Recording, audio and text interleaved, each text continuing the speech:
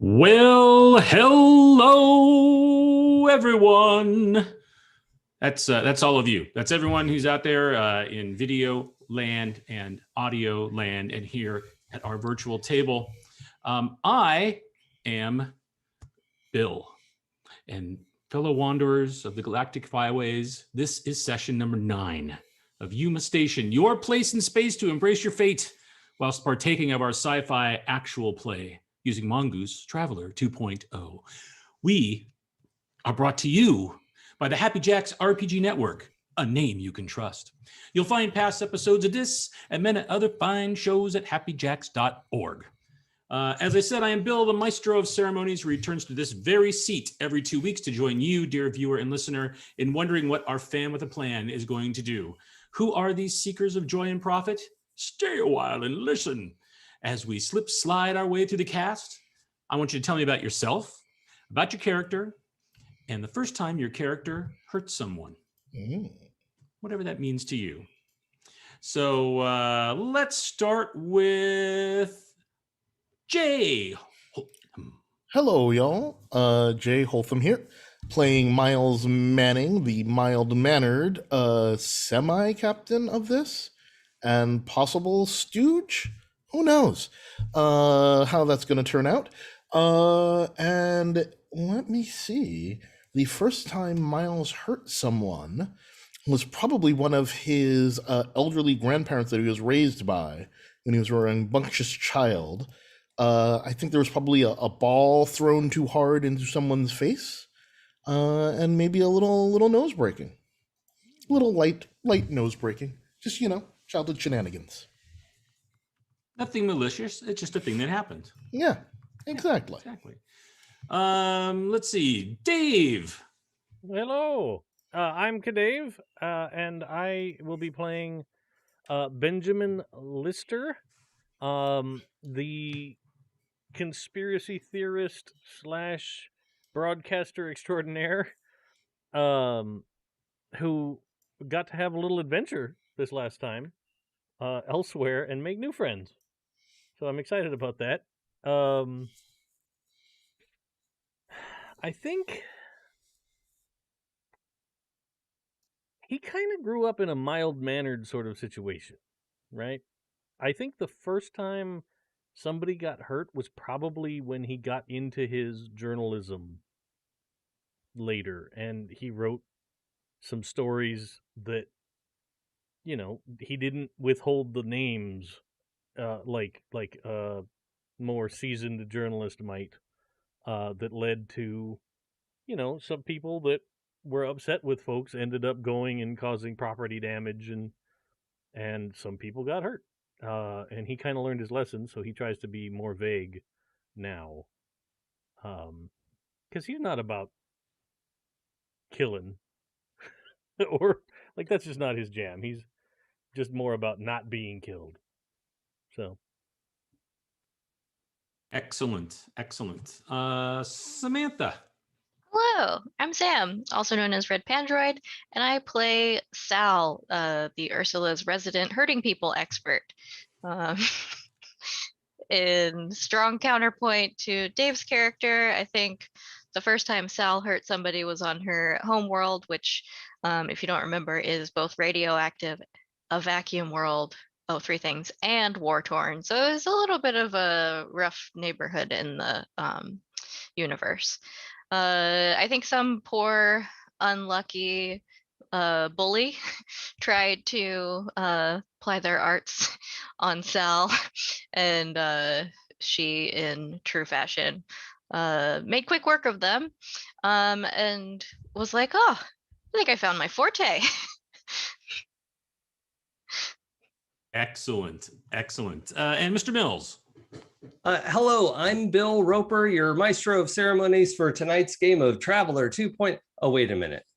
Well, that's my script. Okay, sorry.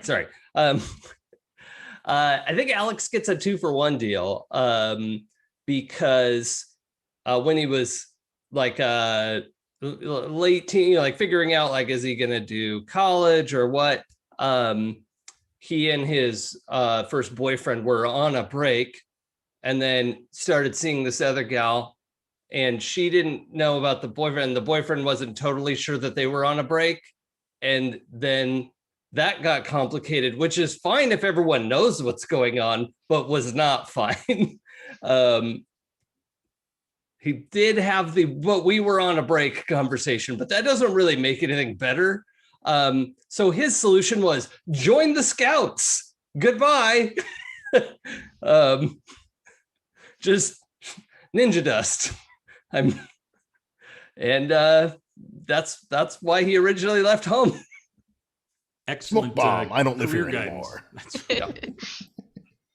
right. And our astute followers of the show will see that we do not have Clara tonight. She forgot she was going to be someplace. And then poof, she ninja dusted and she's out. So we have plans for Blue and where she'll be this episode. But we now sit back and listen to the estimable Salamander Brooks. Let's see what happened last time. Probably nothing exciting. We are known for our reasonable choices. Yep, everyone made good choices last week. That's what I remember. Sober decisions, yes. Session 8. Xanthus greeted Alex in the workshop in his fancy new robot form. He's naked. The crew gathered for breakfast in the lounge. Alex had been up for a while, very excited about the progress he and Xanthus had made. Alex invited him into the galley as Sal wanders in to make some coffee, running literally into him on the way. Everyone is shocked. Sal thinks it's neat and invites him to spar. Blue and Miles hate this idea. Blue goes to poke around the ship, looking for more AI while she plays chess with Ursula. She finds some of Dr. Owen's voice notes. Sal asks Xanthus to download some combat protocols, and they do some unarmed combat sparring. She takes a robot fist to the chest. Xanthus feels a little bit bad, but they switch to blades, and she managed to surprise him with a spin kick. Then they went to the galley for the beer. He was very excited. They came out of hyperspace. Blue briefed everyone on the need-to-know basis of the contents of our delivery. Portia asked to borrow a comms person, so Benjamin's going to help her out while we make the delivery. Sal immediately notices that Portia's ship has no weapons, all caps. That is super weird. She's going to stay in the turret and give the landing party cover. Portia has 10 tons of medical supplies and 10 tons of machinery parts. Blue's curiosity does get the better of her, and she reads Portia's mind to find there are a bunch of drugs in the med supplies and illegal weapons components in the machinery. Portia invites the crew over for some homebrewed beer. Blue and Miles are worried that maybe Xanthus murdered Dr. Owens. They want to find him or find out what happened to him, and they are both very suspicious of the AIs. They invite Sal over to the dancer for drinks and accidentally give her the idea to get Chernobog a body. Monty stays on the bridge. Sal stops by to ask Xanthus for help making Chernobog his new body, and he is all caps on board. He's very excited. She teaches him to high five and heads over for drinks on Portia's ship. Portia offers us Berkeley's homebrew. There's a 40s-ish spiky-haired thin woman in coveralls who makes their brew. We find out that Portia delivered the hallucinogenic toads, and that also Monty is one. We all toast the delivery and try the homebrew. It's a space IPA, and Berkeley shows us her brewery. Portia is very curious about our ship. Everyone is real awkward about it, and Miles has to guarantee our engine issue won't affect the run. Then Miles accidentally tips Portia that Blue was in the Navy. She didn't know that. After some flirting between Alex and Berkeley, the crew heads back to the Ursula. Blue goes to the bridge to tell Monty that Portia says hi. He thinks Portia is nice and wonders about the other toads. Uh-oh. She tries to enlist Alex's help in explaining what friends getting eaten means to Monty. It doesn't go great. Monty thinks Alex did a bad and hides. We were on a break. Alex asks Blue how she knows what Monty is thinking, and she tells him that she can kill him with her brain. Very subtle. He still thinks she's an alien and is very non-judgmental about it. He asks Ursula not to listen and then tells Blue that he believes she's a hybrid and just doesn't know it. He promises not to tell anyone and asks to test her DNA. She says no. Sal checks in with Xanthus. He's got some info from Chernobog on the anthroform requirements. He suggests they go over the schematics after the delivery. Sal brings him some of the homebrew and teaches him about hops a little. Miles sends Ben a cryptic message about teaming up to research what happened to Dr. Owens. We all arrived at the delivery site, and it's got a livable atmosphere and a nice golden sky. The crew is directed to Drifter Dynamics on entry to the port. Dock workers in uniforms are waiting for us with push skiffs. Blue checks the dock crew's surface thoughts. They just want to get the job done and go home. She calms Alex and asks him to help her knock off one of the med crates. The crew starts by unloading the machine parts. Everything goes fine. Second vehicle arrives for the med supplies, and Blue offers Alex DNA in exchange for helping her. He rigs the skiff so that when he hands it over to the dock worker, it malfunctions and skids off, crashing into things. Alex goes over to check if anything is cracked open and finds a chest with a data pad that is ajar. Sal spots what's happening and wanders over to help Alex do a crime. She sees the drugs in the cracked crate and palms it into her pockets, then gets everything stacked up on the skiff. They reboard the ship while the dock workers argue. Back on the ship, Sal gets a sweaty, stressed Alex some water and finds out whose drugs are these. Sal tells them about him about Chernobog's body project, and they suggest that maybe the AI could run more than one body. He and Sal promise to take Xanthus off the ship if he wants to. Field trip for everyone. The crew meets up with Portia for the pay, and Alex gets a promise to meet up from Berkeley. Excellent. Thank you, Sam. And that is where we left things off. We will have What voice is this? Oh, Sorry, me typing and hitting the wrong thing. Oh, That's okay. my Oh, own God. I voice. thought it was a new AI.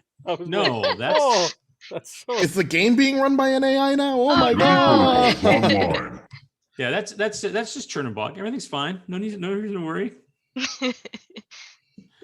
Please do not worry, Alex. You are being protected.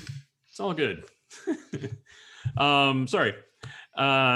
So yes, we're picking that up. We're going to do a couple of things. One, when Benjamin is coming off of the ship, Blue has suggested that since the next job you're doing involves the Navy, she would prefer not to be there.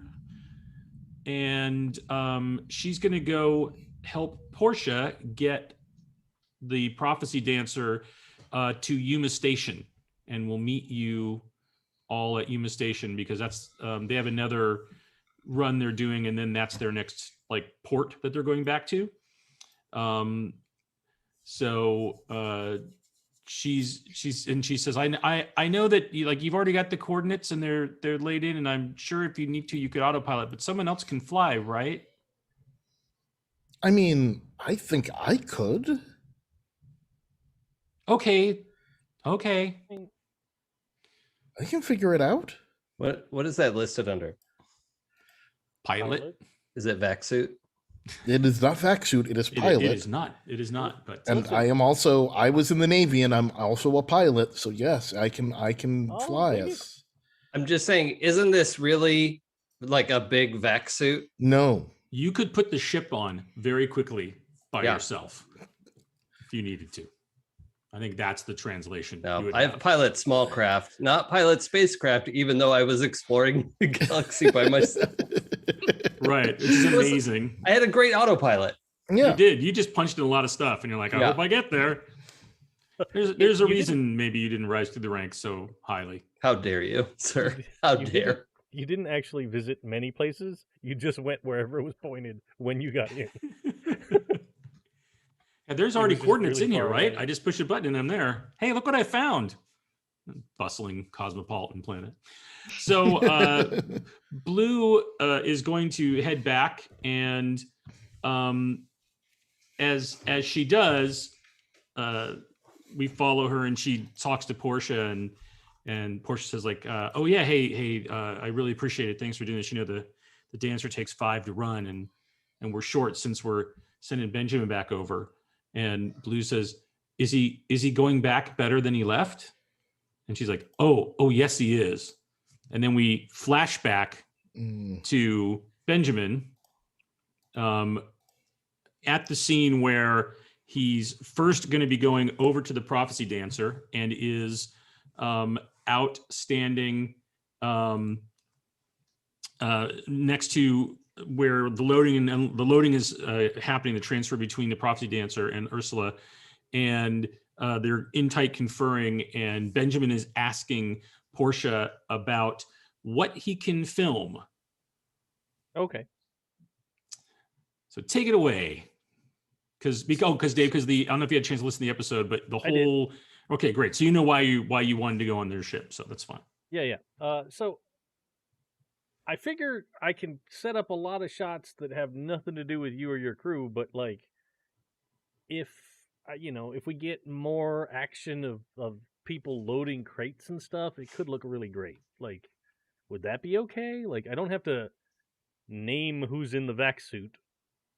Yeah, I don't have a problem if you're filming your crew and your ship, or filming things that can't be identified with us and what we're doing. Sure, yeah, absolutely. Because that will cause of your ship. That'll cause a big problem. Nothing of your ship, and no faces. I promise.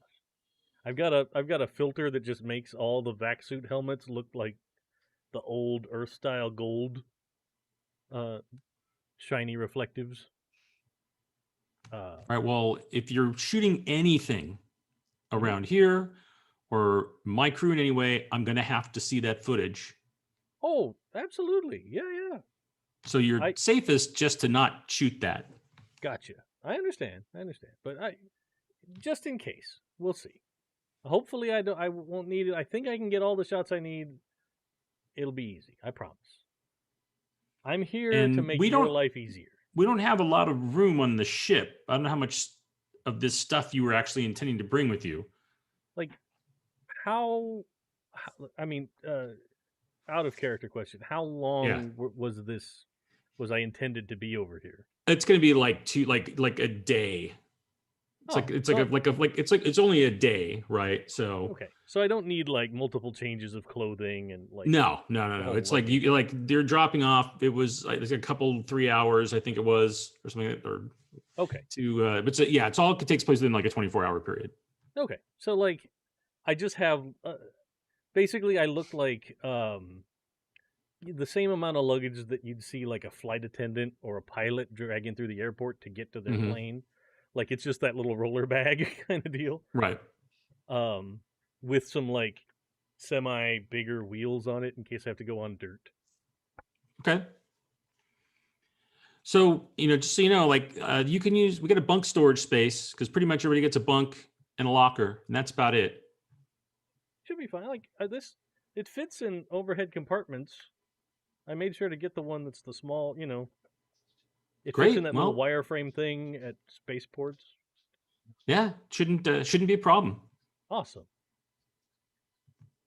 So you spend about a day is about how long it takes, because you fly there. They're going to a different port than where the Ursula is going, and you are it's a drop off. Looks like a delivery of goods that goes without a hitch. Portia, looks like she's out greasing a few palms out there, like sliding some credits to people to make sure things go through. The ship's crew is very tight. The what they're missing is someone to be on comms. Portia says, she's like, I'm the other person who's qualified to do comms, but I'm also piloting right now. So, and as you can see, we've really optimized the ship for cargo. So I can see, yeah. I don't have the luxury of, it takes 5 people to run this ship optimally, and I don't like I to can run handle that. suboptimally on a mission. Don't even stress. I got this comm thing under control. No problem. Who are the other crew members? I know there was Berkeley, right? Right. The So brewer? there's yes, the brewer. Yeah, the brewer engineer. There is you're on comms. Portia is the pilot. There is in what station am I missing? And no, Got engineering, pilot. You're on astrogation? comms. Astrogation is Emerson, which identifies as they, them. And there is on weapons is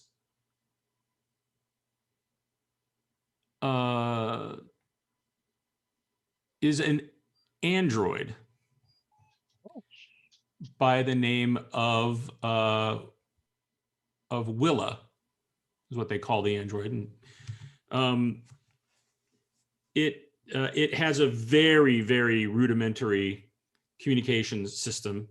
It is more of an industrial android, right? Like having seen this is very common to the level of androids that you've seen that are serving very specific purposes, right? Whether that's on ship or an industry, it's designed to basically plug into their systems. Now the ship has no weapons, right? And so Portia explains to you that what Willa does is basically runs electronic countermeasures, right? But is a dedicated source for that. And because that needs to be the most optimal part of the ship, should they get into any problems. So they don't have any hard mounts. They can't actually do any damage to anyone, but they're all about evasion and hiding and electronic countermeasures. So that's what Willa does. Cool. I like it. So, like, I'll try and be friendly with everybody. Like, just be that guy, right? That guy that's like just happy to be here. Like, seasoned gruff spacers would probably be annoyed at sort of how friendly a person, right. Berkeley's very friendly back. Berkeley is very chill. Offers to show you where she brews the beer on the ship, which she's basically got a small, like 5-gallon setup back in engineering, kind of tucked away back there. That's awesome. Which is not where she stores it when it's needs to actually reduce temperatures, because sometimes depending if the engine's running hot, this is pretty.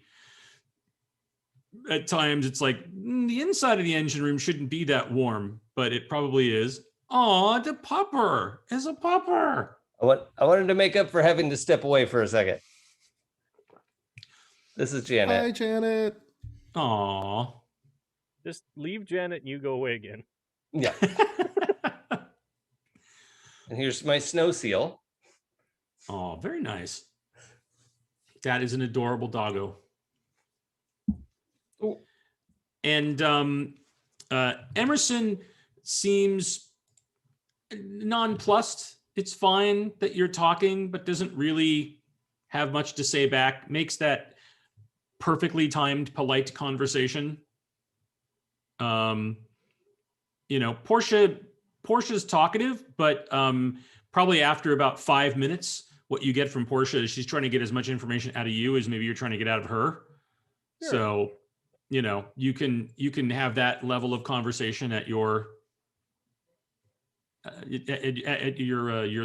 your threat level. I'm not sure, but And Willa basically could answer questions you had specifically about systems that they're assigned to. But I'm not expecting our ship level AI.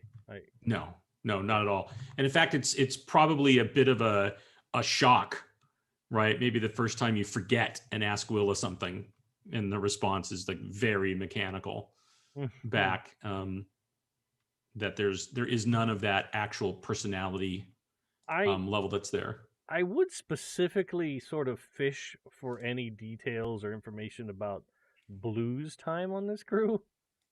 Do you want to ask? Who do you want to ask about that? Are you asking each person? Is that your round of questions? All right. Yeah. So all you get from. Do you want to try Willa as well? Yeah, of course. I mean, that's going to be the most blunt and honest answer. The report back is 2 words, which is competent pilot. Oh, very good. Very good. Emerson says, yes, I found Blue to be thoughtful and quiet, which I do prefer. She is, I believe, more than she seems. Oh? Either Like that what? or she's just become quite good at guessing things about people. You know, I've noticed that too. She's very insightful, for sure. Yes, that's an excellent word for it. Insightful. Meanwhile, I'm taking mental notes. When you talk with Berkeley about it, he's like, oh yeah, Blue definitely wants to be the bad girl. I just don't really know if she's got it in her. I feel like she always got right up to the line, and then I don't know, something held her back. I mean, that's fine. Not everybody should be or has to be, but she didn't stay out as much as we did when we hit station. She didn't drink as much, but she always seems like she's got some place to be, but that's okay. She did a great job. Everybody here likes Blue. And she definitely pulled us out of a couple of tight situations because, she can fly. Yeah, I haven't known her that long, but she has certainly done a great job for us. I will give you one tip though. Never play cards with her.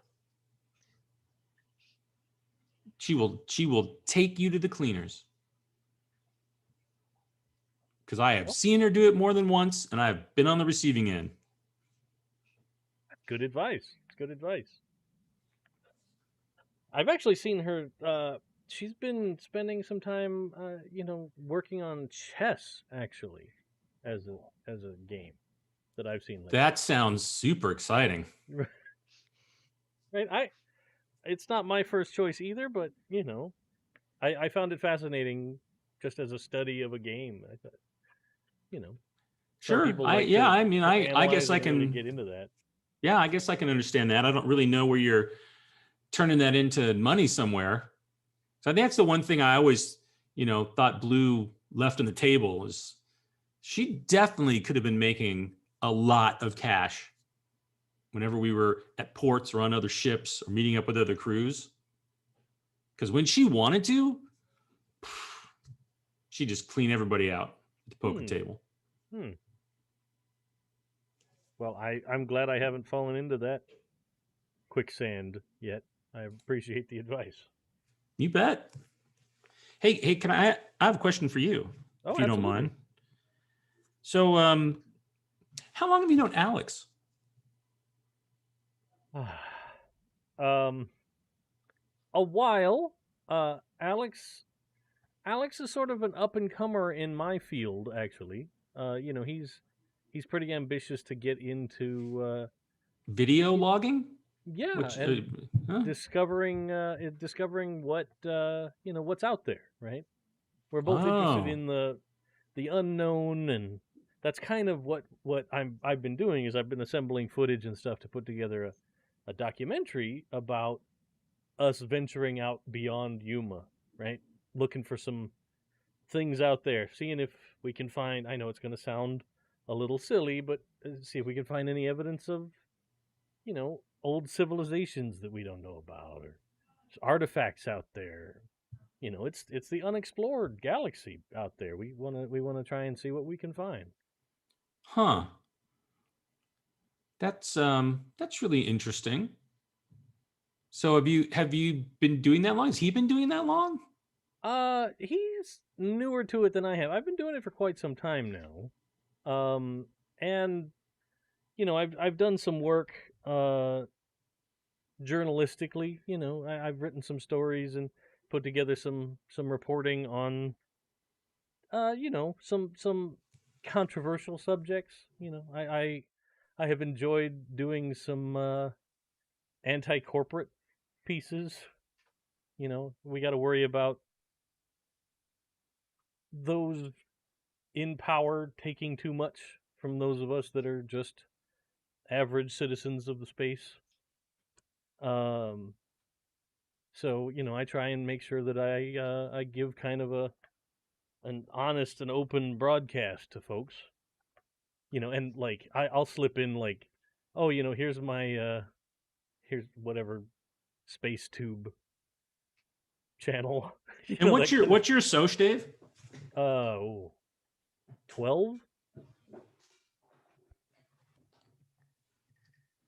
Some dice out. No, he means your social security number. Oh, just the last 4 numbers though. I don't need all of it. Yeah. Let's see. Here we go. And then the credit card number and the 3 numbers on the back. But other than that, we're good. Other than that, it's fun. She's wait. Benjamin Lister? Yeah, that's me. Whoa. Well, it's nice to meet you. I get a lot of hours to burn back in the engine room by myself sometimes. So I've listened to your show. Well, that's awesome. I'm honored to meet you. I love meeting folks that share an interest. And Alex does this too? Yeah, he's been getting into the investigative aspect of it. He spent some time in the Scouts and going out there and seeing the fuzzy edge of civilization, and I think it's kind of opened his mind to the possibilities, cryptozoology and right, all the interesting things that might be going on. Great. Single? Well, he doesn't have anybody on our ship. That works for me.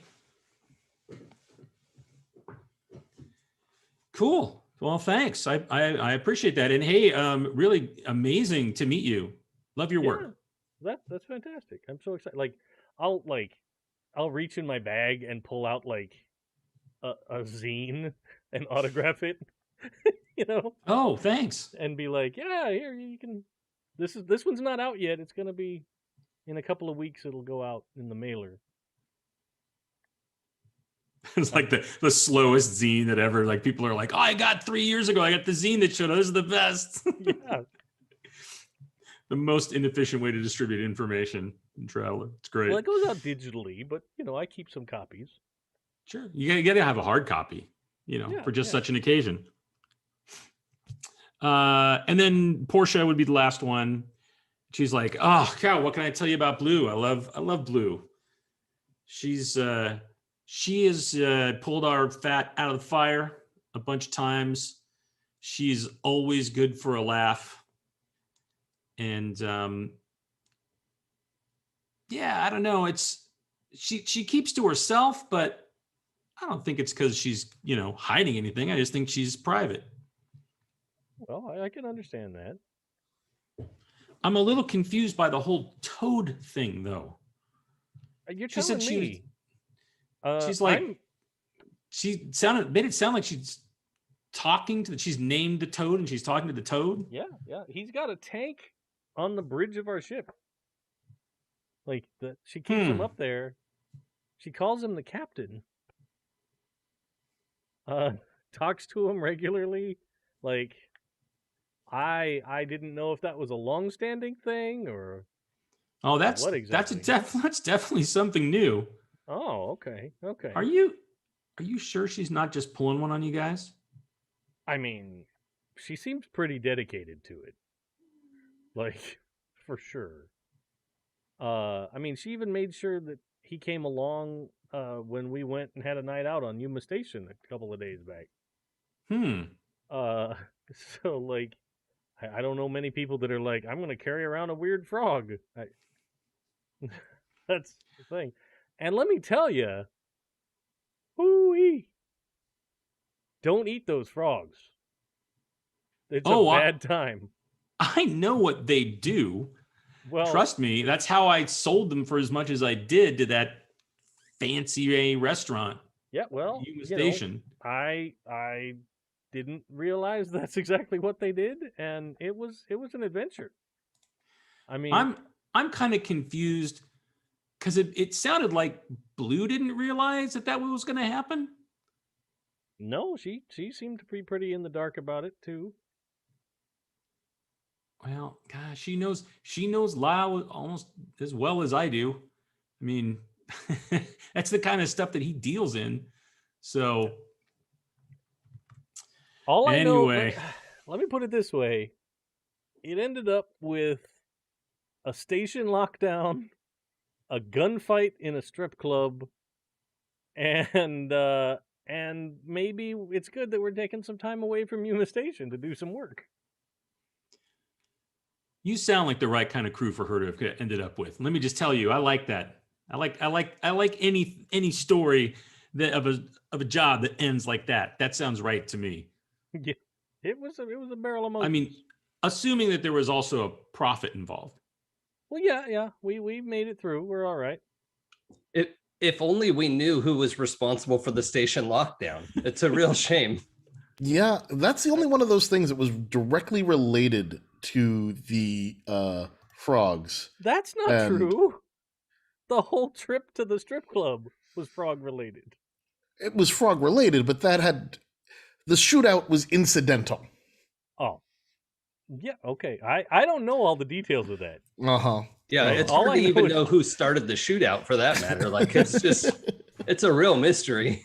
We may never know. Lots of things happened that night, but I'm just, the frogs were not responsible for all of it. I'm gonna disagree there. Circle takes square. Sure you are. Yeah. Clearly, I have never initiated station lockdowns while not high on frog meat.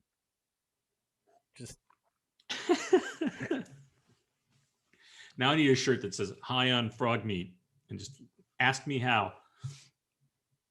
So I made Blue a promise that I was going to send you back better than when you got here.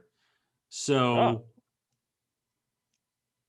we do a lot of traveling all along the edge, and have started going out into the black. And I was just wondering if there's anything that you're looking for that I might be able to give you information wise. Well, hold on. I'm making a roll just for myself. Okay. I feel like this crew has been pretty straightforward and honest with me. So I'm going to dive right in and ask about, have they run into any people that seem to have mind powers? Right?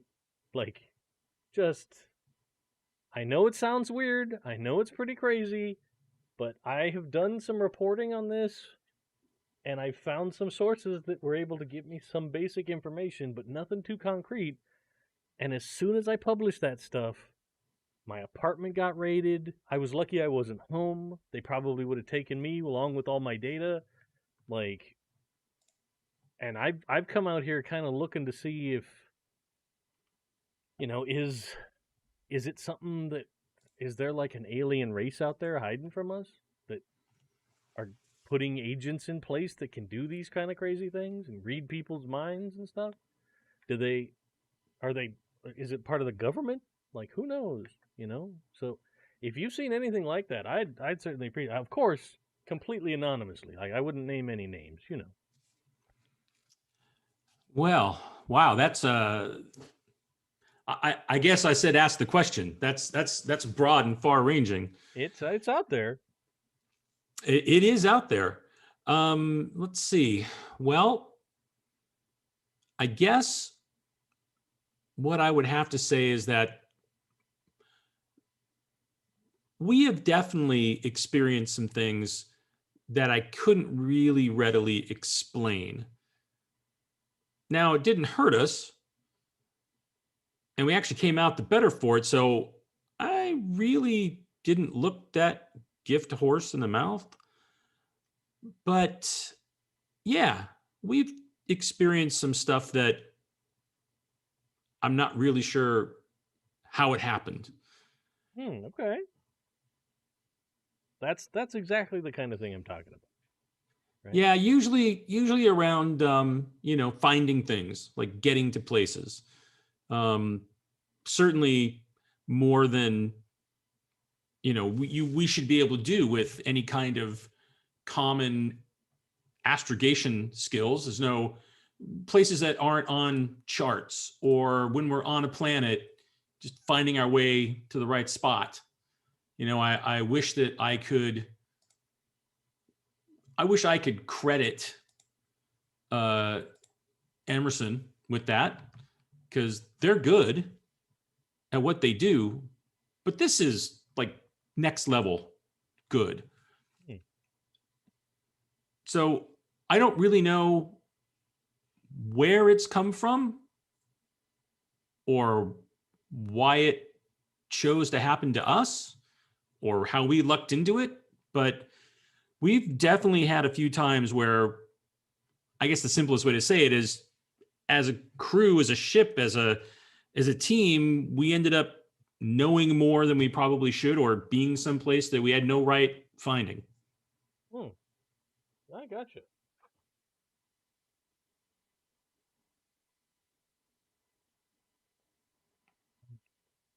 I like it.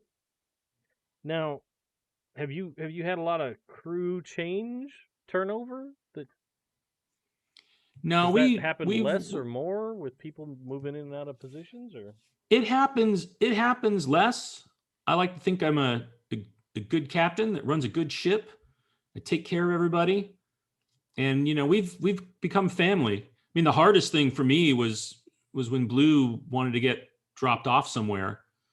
I feel like I took her in, and look, in return, I really credit her with saving this ship.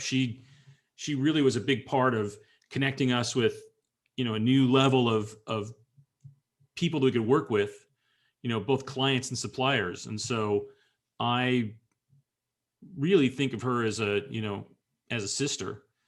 So that was the last turnover we've had, and I moved into the pilot's chair, and we've been looking for a good either pilot or comms person since Blue left, because I do one or the other.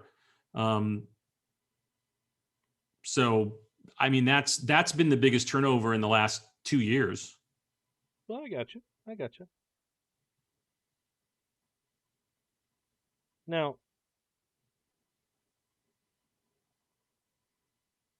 do you do a lot of kind of higher risk work? Not really. I try not to. Like, I like to have a good, safe, built-in profit margin. Gotcha. Even look, maybe it's just the kind of person that I am, but even on this run, right, when Blue contacted me, I said, sure, let's go ahead and split it. I'm not pulling in as much of a margin on this one. but I'm helping out somebody that's important to me, and kind of splitting that risk at the same time. So, every now and then we would run into something that was higher risk, and we didn't always take it. And maybe we should be taking more of them. I'm not sure, but I've maybe erred on the side of playing it safe. Yeah, you know what? At the end of the day, you're still out here. You're still trucking, right?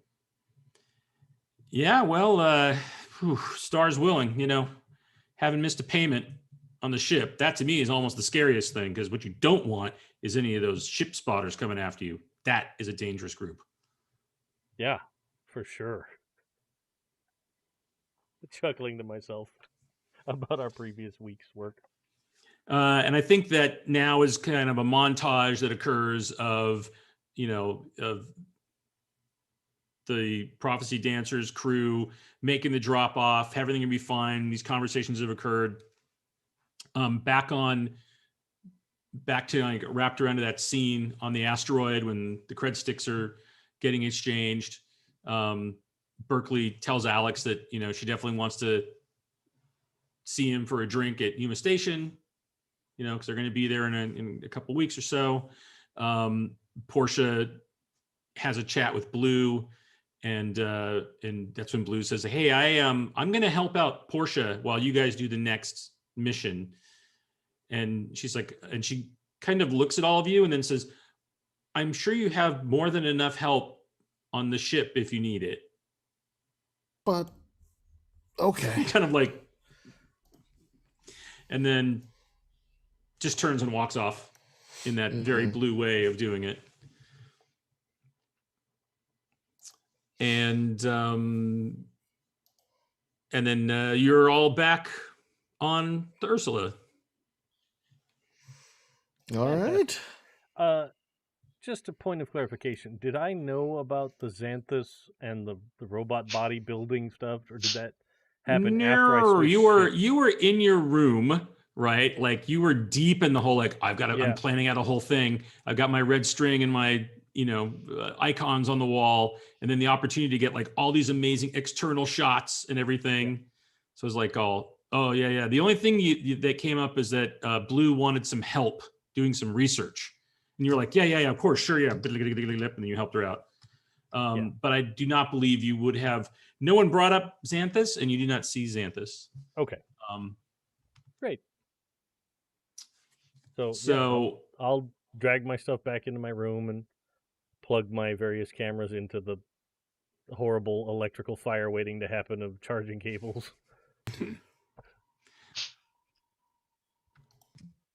Benjamin, you're back on the ship. Are you all right? Yes, I'm just fine. I had a wonderful time over there. Got to meet some new people and get some new insight. Oh, I was worried. Oh no, they were very kind. They were very, very nice people. In fact, they had an AI on their ship. That was really just. I wouldn't want to say abysmal compared to you, but pretty close. You're far more impressive, and I enjoy your conversation much better. That's really nice of you to say, Benjamin. I was concerned. First you were in your room for so long, and then you went on that other ship, but I'm glad you're back safe. Yes. And we made a good chunk of money, so we're able to continue finding our way in space. Well, that's great. Yeah, everything here has been running really well, and I don't know if you noticed, but Xanthus did an upgrade on the voice system. So hopefully I sound a little less scary, or no, I didn't think you ever sounded scary. Chernobog's a little intimidating, but you weren't scary. Well, I think that's his job. Sure, absolutely. I mean, I get it. But, there's be intimidating to your opponent, and then you're just so intimidating that you cause discomfort to many people. And he's definitely a little more in that latter category of I pretty could scary. see that. I do think it's just part of, well, who he is, I guess. But I didn't want to be that way. I just think I agreed that it was better that, we just try more to fit in and make it better for everybody on the crew. So do Yeah. you like it? Should I keep it? Should I go back to the way it No, was? I think it sounds fine. I Okay. Oh, great. as All long right. as you're comfortable and you're enjoying it, go for it. It seems fine. It hasn't affected any of my anything. It's just a different way that I'm sounding, and I just did it for everybody here. I just did it for so hopefully it would make you be more comfortable and not as and make everybody not as worried about things. Oh, well, I appreciate that. I appreciate that. And with some of this new money we just brought in, we can look at making some upgrades that can help the ship stay safer for everybody. That would be so good. That would be so amazing. Thank you, Benjamin. That's really thoughtful. Stop giving them tools. Never. We don't know where any of them came from or what any of them ever did before. They're friends. Ship friends. For now, Hey, we didn't know what you did before either, so you can look it up. So one of the things in the saying goodnight to the Wi-Fi. One of the things that was owed that you would have, Sal, is some after-action reports. Oh, yes. That Chernobog got for you, and they've been downloaded onto your tablet. There is a list. It's both lengthy and incredibly non-informative. It lists what looks to be 131 missions over a 6-year time period that runs from. Sorry, let me get the correct years. That runs from 7 years ago to about a year ago. Oh. The most recent one is just slightly over a year ago. And either a lot of information was lost or was in file locations that are damaged or has been redacted or something. There's just like almost more holes than there is cheese in Got here, it. right? Extra Swiss. Yes, it's extra Swiss. The things that you do pull out of that, it appears that Chernobog refers to itself as CB021. And there are, anytime a location you would guess is listed, it's in a 32-bit hexadecimal code and a hash. So there's like, you can't just look at it and be like, oh, they went to this planet or that planet or this place anywhere. And there are occasionally references to either a CO -01 to a CO-06, but they're fairly inconsistent, but they appear. That's the only other like patterned thing that you find. Okay, so it's CO-01 through Like 6? CO-02, CO-03. Okay. So there's 6 instances of whatever CO is. Interesting. And that's what you got. oh, sorry. So you've got about assuming, I don't want to make the assumption, but your next docketed job that you can do is the one that Miles brought in, which is participating in the war games. Before we jump to that, I need to do Mhm. something when Ben comes back on board. Yes, yeah, Okay. absolutely. Because you're gonna have. There's time now about to happen. I'm just. Was just setting the stage that like over you now have like a chunk of travel time, right? So you've got the week or so jump time to get there as you head to subsector DZ23. So yes, now there's all kinds of things that we can do before we get there. So sorry, go ahead, Jason. Oh yeah. Okay. So once I know Ben's in his room, I'm gonna offline we established that Alex has some of Blue's hair, which I actually don't know. Is it just does she have brown hair? Like what do we know? I think she described herself as pretty kind of like mousy sort of brown. Yeah. Grace Park is her played as on Oh, TV. right. So yeah, I just want to make sure it wasn't like blue hair or something because that would have no given this away. But so Bill, from my archaeology tools, I imagine I have various like sample cases to put samples in. So I'm going to put the hair in a little like we have found something case, right? That we have to send to the lab. And I need to head over to knock on Ben's door. Okay. I'm gonna knock on my door. Sorry, I can't. I almost got past it. Yeah. I can feel the strain. I will open the door. Hey, welcome back. Hey. Did everything go okay? Yeah, it was great. I got a little more insight over there for sure. Okay, I'd love to learn about that. Can I come in? Yeah, absolutely. Okay.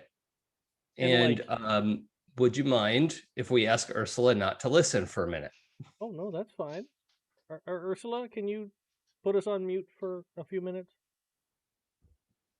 Oh, no, you're on mute, Bill. Really? That was very effective. See? That's what you get with a computer science degree. No, still silenced. There you Oh, go. of course, Benjamin. You can see how well my system works, that I've already muted myself. I'll also turn my hearing off, I suppose. Yes, of course. It looks like Alex has something really important to talk to you about. So sure, of course. Certainly. I appreciate it. Okay. So before I do want to know whatever you learned. I'm like, after we get the door closed and Ursula's muted, and then I'm like, oh, hang on a second. And I go over and you see me like flip on 4 or 5 weird little boxes. Like just white noise generators. Yeah, like one of them's probably just sort of a background noise generator, and like one of them you can't identify. One of them looks like I've strapped together like 5 Bic lighters, and they have a power switch on the side. Like, yeah, it's just a collection of weird. But go ahead. Now we're good. Okay. So I forgot. You remember I got all that shipment of stuff before we left the station, and it was just all the things I've been collecting. And I forgot I had this sample in my collection that I'm pretty sure is from an alien hybrid. And I was hoping you have, well, it's, my theory about the psionics. It's from a psionic that I would like to, I'm hoping you have a DNA sequencer that's not necessarily linked into the network here, because it should probably stay as local data. But I have been trying to get my hands on a DNA sequencer, and I figured you had something like that, or would know how to maybe 3D print something. I don't know. What do you think? Do you have any medical? Do you have any medical, Dave? No. I'm going to hazard a guess you may not have a DNA sequencer in your stuff, unless that's a thing you've been like, I'm going to go find me really alien hybrids. DNA thing has only come up very recently, so I probably don't. I think I feel secure in saying that. Okay. I do, however, know some people at a university.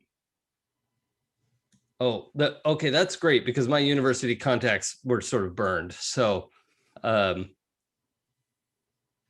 but I wonder, I mean, could we, I mean, Xanthus 3D printed a whole body. Can we not What? do like 3D print a DNA sequencer here? Why would Xanthus print a body?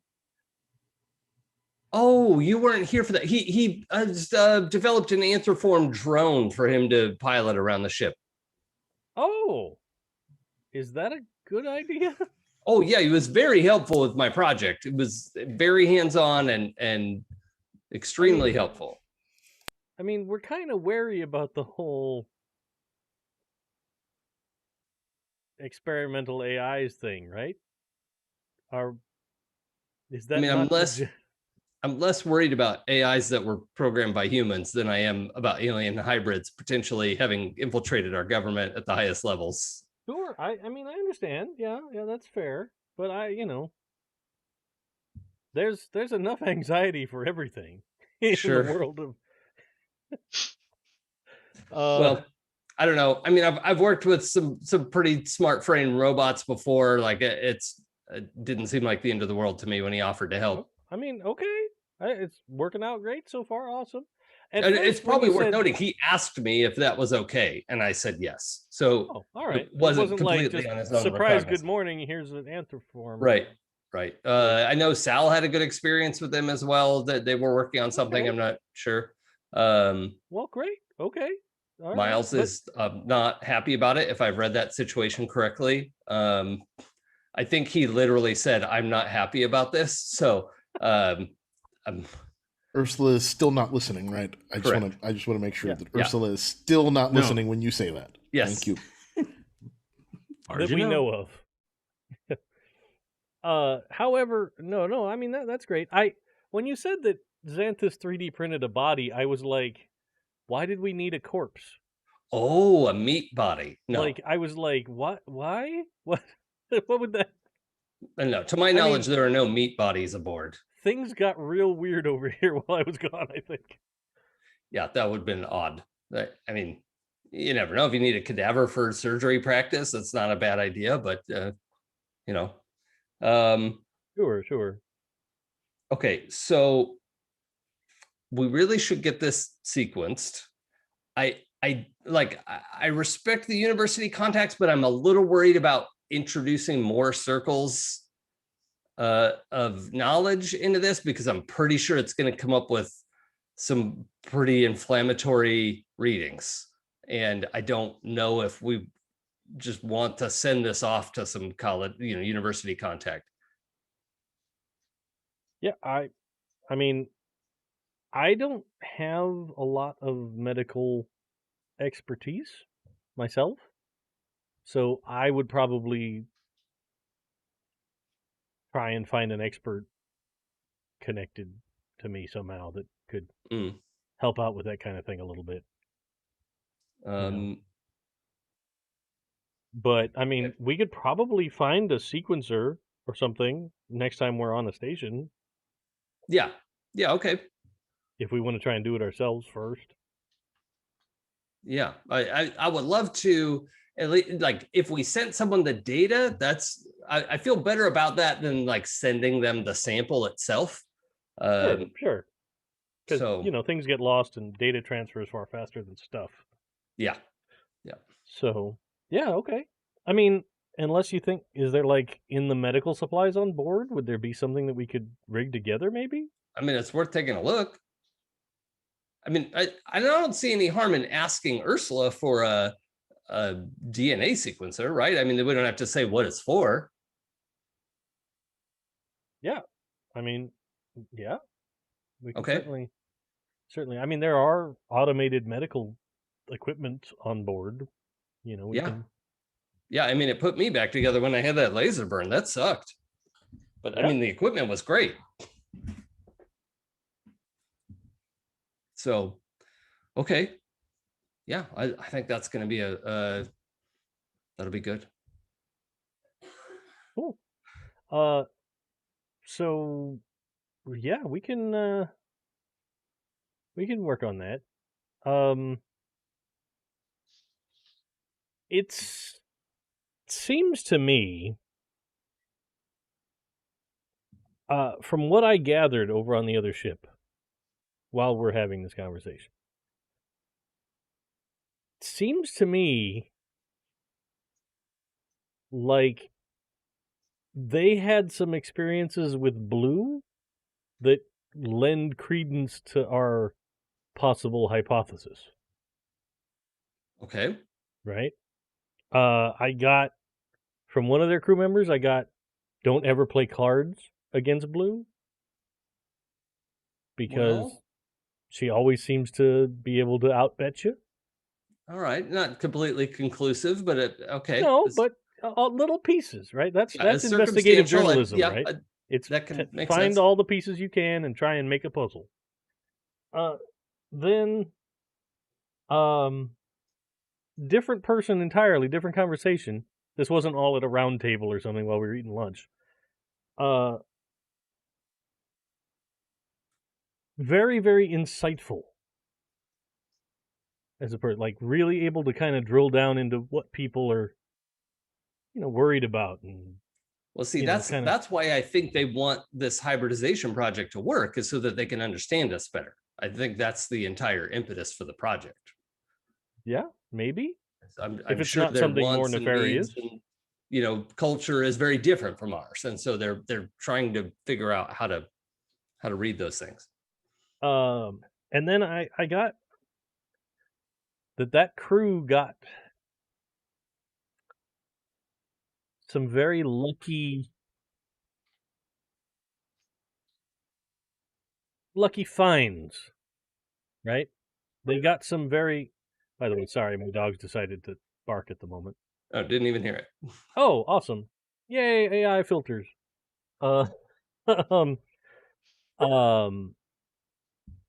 They got some very lucky,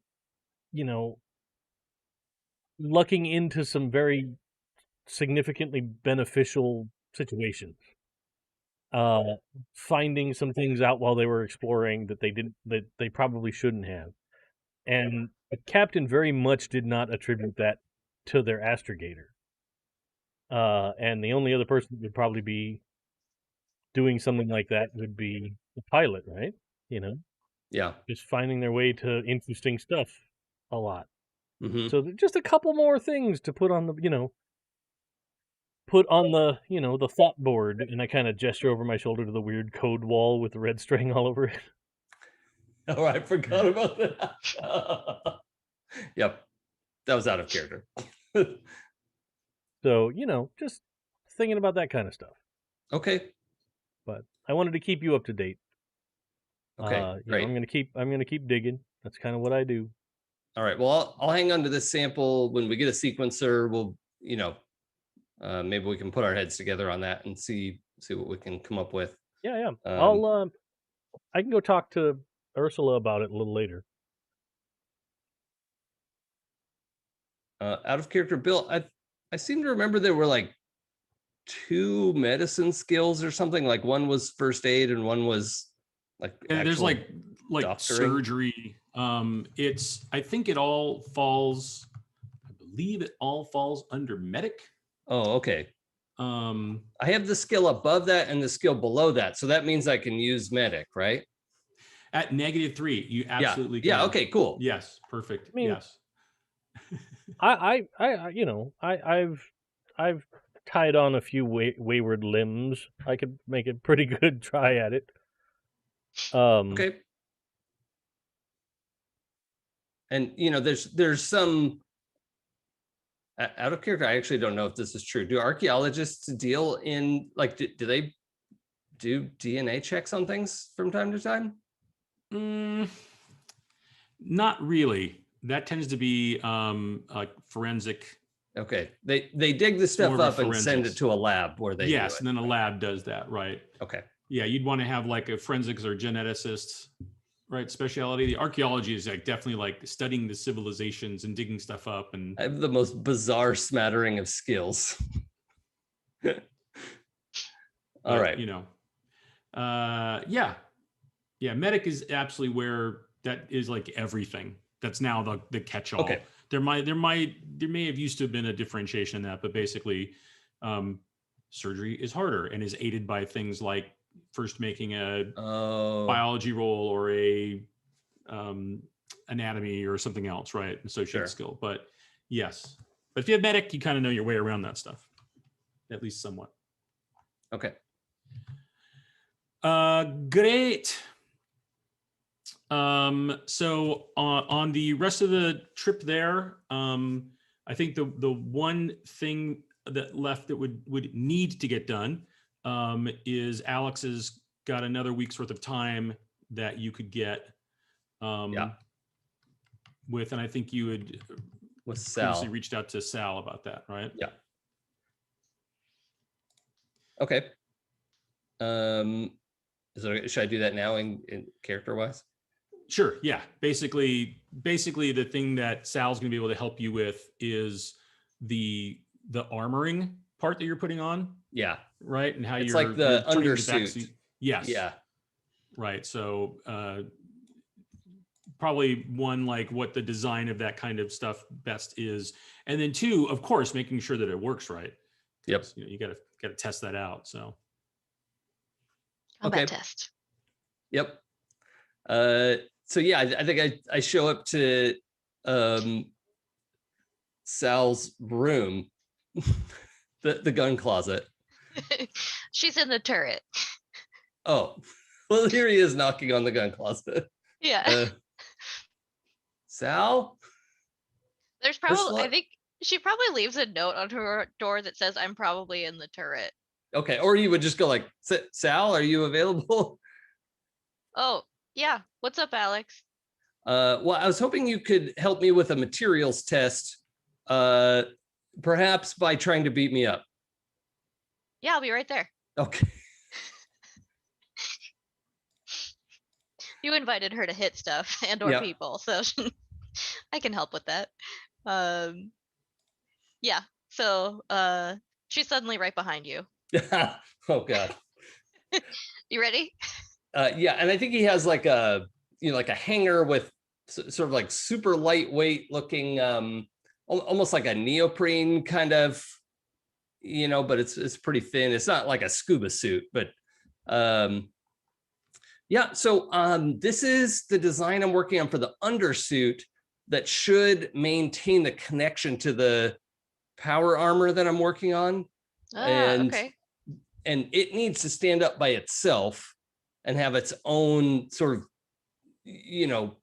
high potential concussive apparatus. So what I was hoping I could do was try this on and try to defend myself a little bit in combat with you.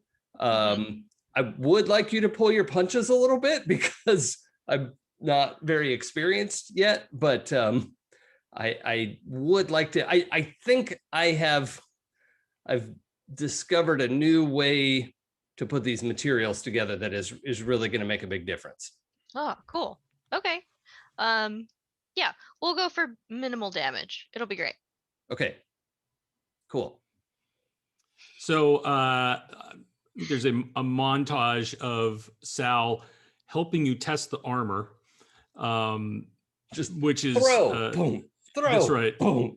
We're like, oh, what about a kick? Okay, what about this? She's probably also pointing out like the most likely areas of like, here's where you're going to take this kind of blow. So like, you're not really going to get hit here generally. Right. Right.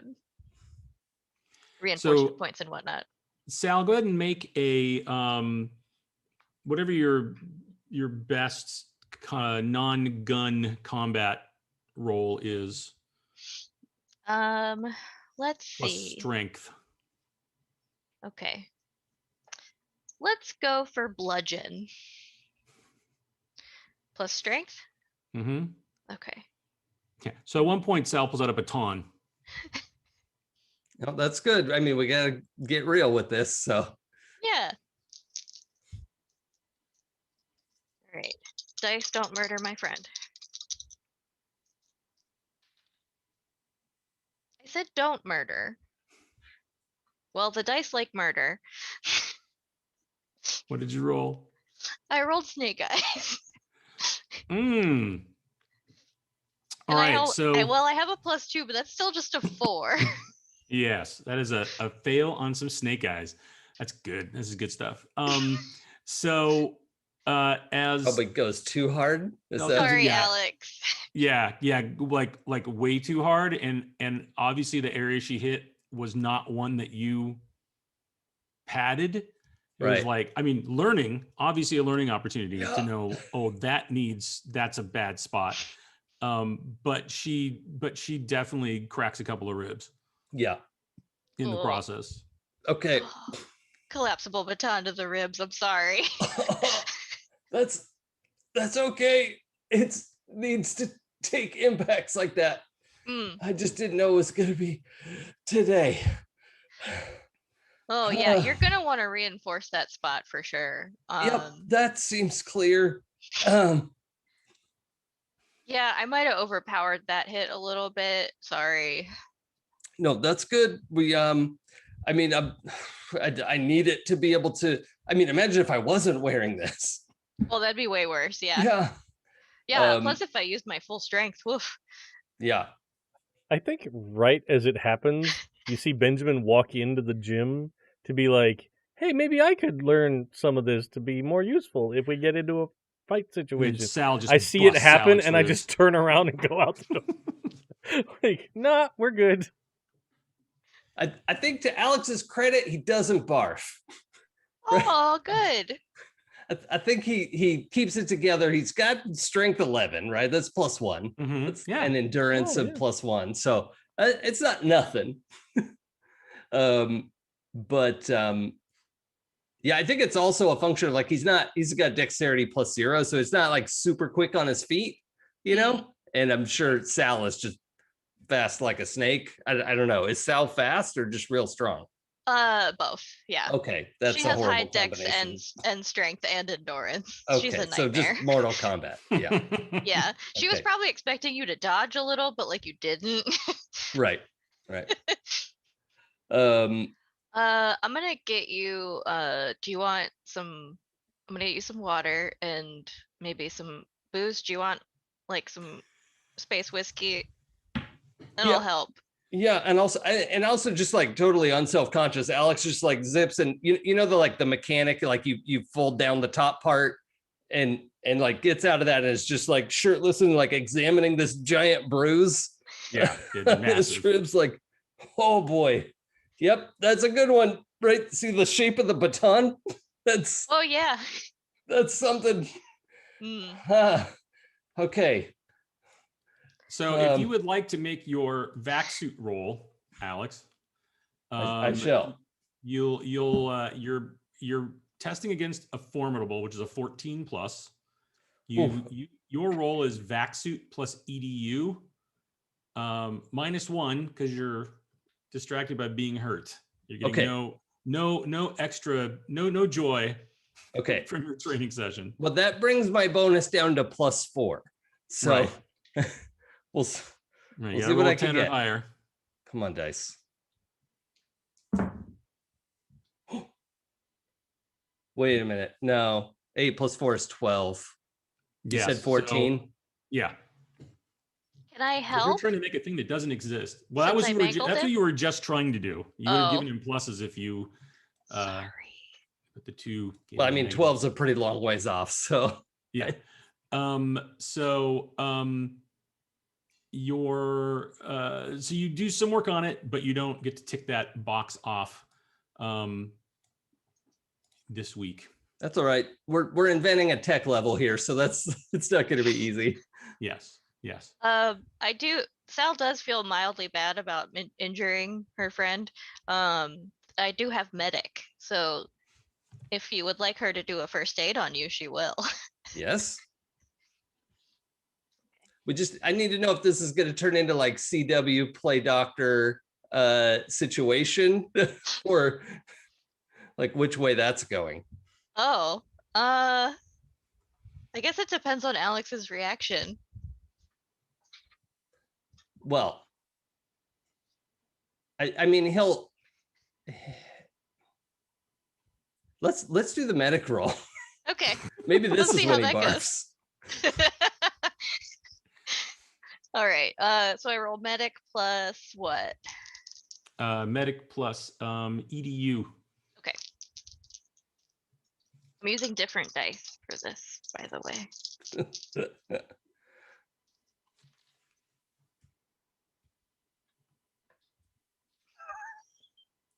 Oh no. Oh no. Seriously? I can't believe you've done this. Oh Hold man. on. Let me see if I have any rerolls. That's ridiculous. No, you don't have to waste your reroll on that. Don't worry about that. I think she's gonna make it worse though. Oh no. So Okay, well I have a +1, so that's 3. so it sounds like, oh, let me take care of this, and you're like, oh, yeah, okay. You think, there's that little part of your Yeah, I lizard think that's brain the like, beginning of it. yeah. Alex is like, oh, all right, is this happening? Sure. Like, okay, I'm into this. Like, Right. And then the cracked rib just turns into a straight up break in the process, because she doesn't take you back to the med bay thing. She's like, oh no, I can handle it right here. And then like, yeah, I can trying wrap to it. examine you, just like, Yeah. something goes terribly wrong Yeah. Oh no. in the procedure. That's not the floating rib. Right. And go ahead and make an endurance roll to see if you actually barf. Because Okay, just straight endurance. yeah. It's a 10. Okay. Is that good? Yeah, that's fine. You don't Okay. unless you desire to, but yes, you. No, definitely not. feel a I wave really of don't nausea. want to, especially in Good, front yeah. of Sal. Yeah, you feel a wave of nausea. Sal, you feel something give under your care, and Oh. and Alex is definitely pale, but You might want to try the auto dock. I think Yeah. I might have pushed a little too hard in the wrong direction. It wants to go this way, not that way. Yeah. Okay. I'm gonna go do that. Thank you for the research help, though. This is a lot of really valuable data. Yeah. Yeah. It's an experience for sure. Okay. You'll be fine. I've had plenty of broken ribs. Oh yeah, it's not my first broken rib. It's just that one was not ever broken. So, Okay. but Yeah. Bill, what And did we she like decide? pats you on the shoulder. She's like, "You'll walk it off. It'll be fine." Yeah. Bill, did we decide it was space rugby that Alex grew up playing? yes. Yeah, okay. Oh. Space rugby. Yeah. So he's just like he's built like not the guys who go in the scrum. Those are the big guys, but the runners. You still got to be tough and is a runner in rugby, but yeah. Okay. So yeah, I'm headed right. for the auto dock. Yes. Right. Painkillers, please. And yes, you'll get auto docked up. You'll be fine by the time we get to any encounters. But Okay. And Miles, so your Blue gave you the coordinates, like they're in the nav. It's a sector of space you're familiar with. Got it. You're going to DZ-23, which is one of several around the galaxy designated zones for military operations. So this is one where war games have happened several times. You may have even gone through exercises here Got it. when you were in the Navy. And you know that when you get there, you are going to be your contact was Cam, who you spent time with. You served on the same naval station near when you exited, and you know that he currently holds the rank of captain. So he's gone up a bit, and his big thing, he told you that he's actually now chief of staff to an admiral. Yeah. Which is why when the opportunity came up for them to try to come up with something a little interesting and spicy on this mission for the recruits, not the recruits, but for the training Mhm. mission. They wanted to do something different Yes. this time around. So you know that basically what the conversation with Cam was about is that they have come up with the idea, he and the admiral, to basically have civilian ships as a covert part of this training op. Mhm. Because they're trying to surprise these ensigns and actually some upper officers, because this year they've all been trying to figure out like what are these parameters of the war game, what ships are going to get used. They're trying to get an edge, right? Mhm. Because everybody's bucking for promotions, and so they know a good showing in the war games gives them a better opportunity for promotions. And Cam basically is like, you're perfect. You get naval training, right? Yep. And this is all as the reminder that, of course, everything's done with markers and tracers and non-damaging lasers, right? Totally. It's a live fire scenario, like big quotes though, right? Yeah. And you know that when you get there, you're going to get a software package that ties you into the simulation package, right? Mhm. Yep. So the profit potentially is pretty good. I mean, you're going to get $250K for just doing this. Mhm. And then there's an additional, and you can refuel at the station. And there's an additional bounty of that they'll actually give you an extra 50K per kill you register if you manage to register any. You don't know, I think you would have been briefed as to what types of ships you may face as well.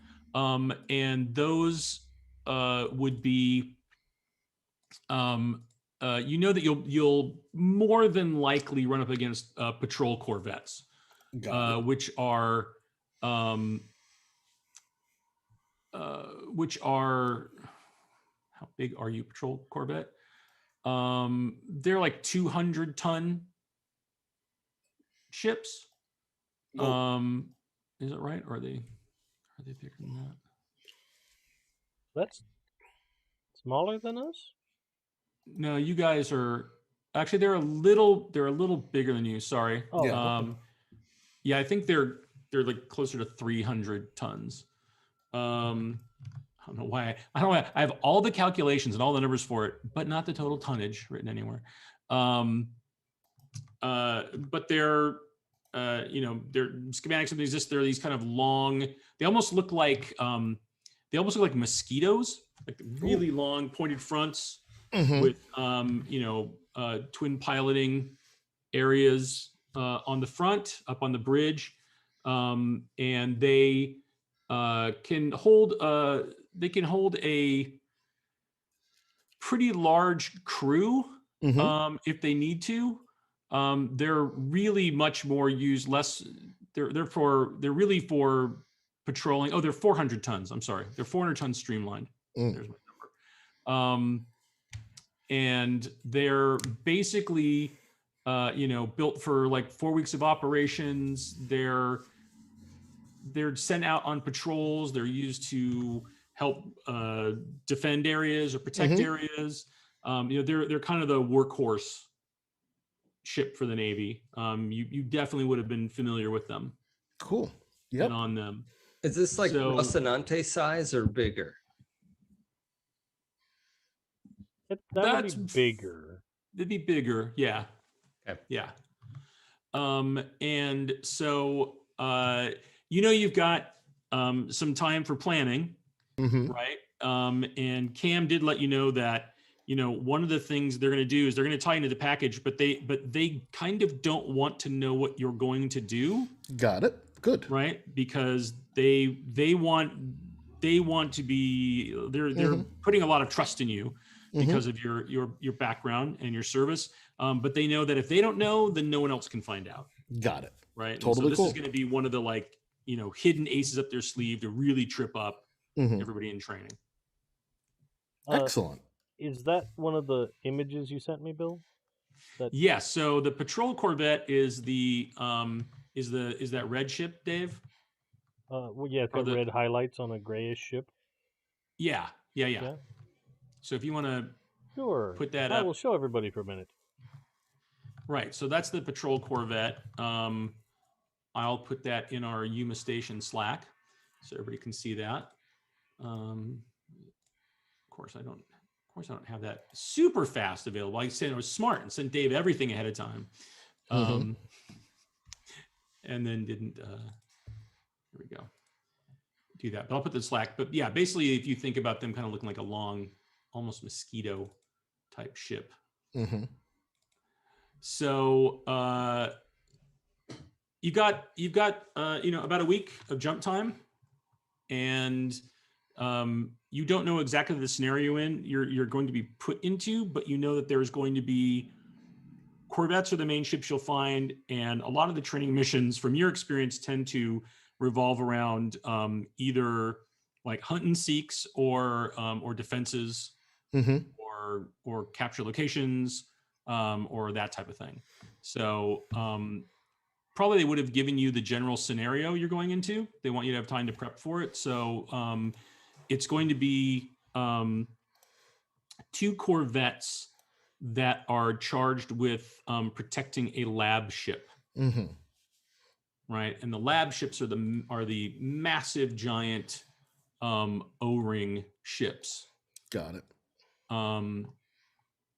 That are they're 400 tons, but they're really big, like circles, right, with a stem in the middle and then a central, like ship's boat docking ring. So yeah, they're much they present larger than 400 tons, but it's because there's a lot of space right in the middle of that. And Dave, you should have the lab ship image too. I'm just putting it up right now. Yep, and I'll throw those into the Slack channel in case everybody here is not seeing it on Twitch. As soon as I actually get the silly thing open, there we go. So feel free to converse with the crew as to how you might like to tackle engaging with this. All and right. of course, as a refresher for everyone, do you have the Ursula there, Dave, too? It's probably been a while since we've shown the Ursula. I will. Hang on a second. Our lovely manta ray. Right.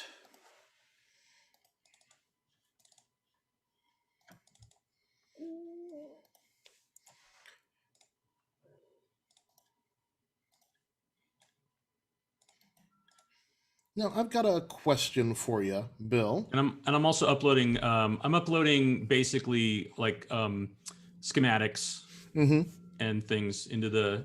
You would have those as well, so I'm putting those up in the channel. Excellent. The Slack channel. I would have like a personal, non-networked, non-connected to the system tablet, correct? Sure. And absolutely. Like yeah, you absolutely computer. would. Yes. Great. So I definitely want to use that to enter the data that I have and enter the sort of flight plan and to build an attack plan. Okay. Because the goal here is for us to take this lab ship without them knowing, right? Or without them, look, for us to get the lab ship. Not so much without them knowing, but like that's our goal. Yeah, I mean, absolutely. You know that if you could actually somehow take control of the lab ship, that would be big. Great. Definitely scoring, some kind of kill on the ship, right? So like you've damaged the lab ship enough to where it would be destroyed is, that's definitely a way to do it. Yeah, sure. If you wanted to try to come up with a plan to actually like take control of it in some way, that's. Yeah, I mean, or really to destroy them and take control of the lab ship. Like that's the plan here, right? To swoop in and take out the 2 corvettes as quickly as possible without them being able to prepare. And then that gives us the lab ship. So I've got a 1 in naval tactics. So I'd like to come up with a battle plan that I am not sharing with Ursula. Okay. Go ahead and roll naval tactics plus If you want to base it off of like traditional naval maneuverings, use EDU. If you Got want to it. make it up yourself, use int. I want to base it off traditional. Well, actually, either one gives me a +1. You know what? I'm going to make it up myself, just assuming that they're going to be aware of anything I would work off of naval plans. Okay. Well, that's a 3 on the dice for a 4 with the int, because the +1 just means the 1 just means it's 0, right? Right. Yep. One. If you have tactics 1 and then you add 1 to the die roll. Oh, add 1, so then it's a 5. 0 would give you 0, right? And then so you have 5. So you won't. You can formulate whatever plan you want. You won't be getting any bonuses when you're executing the plan. That's okay. But I've got my plan, and then I will gather the crew. Trying to think of how best to do this. You know what? I'm going to gather the crew in the sort of galley area. Mm-hmm. Yeah, I'm just going to address the crew, and I'm aware I will include Ursula in this. All right. So our next gig is War Games with the Naval Academy, or with the Navy. Testing a couple of their corvettes. These are games, not actual combat. So all actual combat functions should be turned off and disabled in every way for the duration of these games. I've got a battle plan here. Without Blue, I will be doing the flying. Sal will be manning the turret. Alex, you're on astrogation. And Benjamin, I'll need you on comms. Sure. Part of this plan will be jamming the communications between the corvettes to confuse them. And we will also be trying to do some deft maneuvering to come in their blind spots. To try to take out, and not actually take out. Again, these are games. No one's blowing anything up. What the goal is to tag both corvettes and then swoop in for boarding on the lab ship that they're guarding. I'm sending the There's a specs. boarding action to this? There's, again, not actual. This is all simulated. I'm sending the specs to all of your personal devices. So you'll have all of that. And I think that should take care of it. So our goal is to take out 2 corvettes and then dock with this lab ship. Right. But We not don't actually have to go on board the lab ship and we don't, yes, paintball not the Navy actually today. any of those. We will, yes, we Okay. are tagging the 2 corvettes. Sal's manning the turret. Alex is on astrogation. Benjamin's on comms. Using the settings that I've included here to jam their comms. Sal, you'll have all the settings for the appropriate tagging, not actually shooting the corvettes. Right. Tag, not live fire. Yep, just not live fire. There is, I say this very loudly and very clearly, this is not a live fire, actual combat situation. It is just a simulation. Duly noted. Great. Miles, do they know that it's not real? I mean, they're not going to shoot us, right? They are aware. They've been briefed that this is not an actual situation. If any shooting happens, it is purely by accident and should be treated as an accident and not an attack.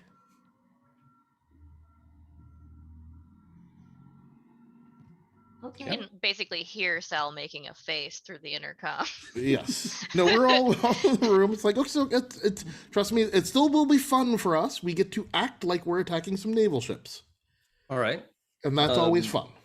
Do we have So a Miles, what's your twist, right? Because you've come up with the plan, right? Mhm. Like, so is there something that's you believe is the unexpected twist?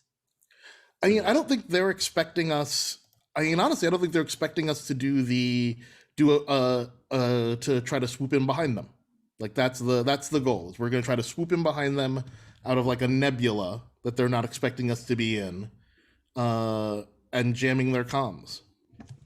I don't think they're expecting the lightning blitzkrieg attack. Yeah, I mean, if we line it up right, we could gravity slingshot out of there without using thrusters much. It probably wouldn't even show up on sensors. That would be great. Yeah, that's let's make that adjustment and let's do that. Okay. What if we try and get in close to the lab ship first? Then if they shoot at us, there's a chance that they hit their own ship. We'll position us. Yeah, we'll definitely position ourselves for their crossfire. But Sal will be expecting to disable again. Sure, yeah. In simulation, their ships very quickly. I dig it. Just as a informational question, not that it's going to come up, but the Navy ships have like automation systems. Mhm. Like, is there such a thing as like out of character Star Trek 2 like remote access kind of strategy? Like, can we? Do they have like some kind of encryption key that then would let us, shut down their weapons or something? Is that a thing? I'm not a Navy guy. I don't. I mean, it's definitely a thing. It's not impossible.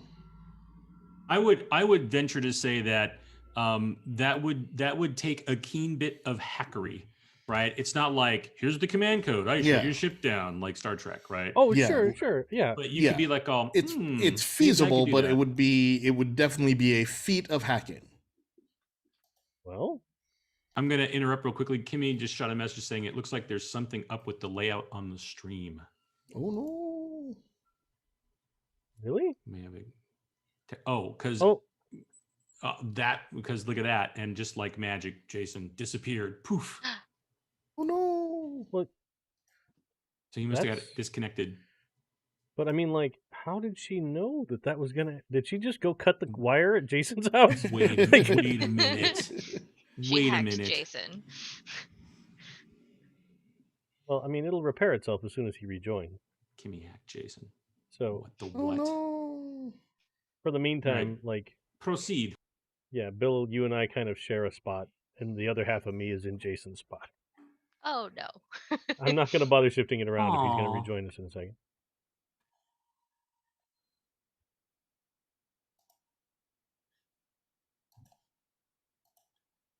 Hey, Jason's back. Welcome back, Alex. That Uh-oh. No. Internet issues. can you hear me? You're Yeah, a little you're just bit of kind a of max robot. headroom-y. Yep.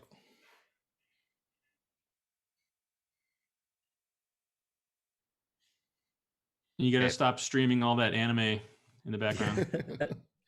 I'll just sit very still. And what? You'll sit very still and what? We need Let's to know see. what the plan is. Ah,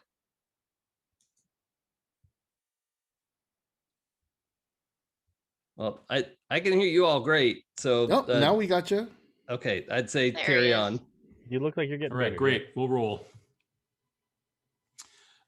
So that's the deal, Benjamin, is you would be able to, with some deft hackery, you might be able to get in and do something to their ship. I mean, do you think you want to try that? I mean, once I get the comms jammed, might as well, right? Sounds good. Let's give it a shot.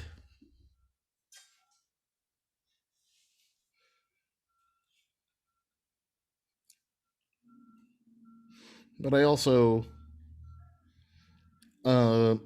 send Benjamin a message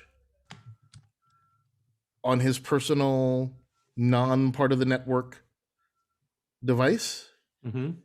that says, just out of an overabundance of caution, why don't you keep that code not on the network?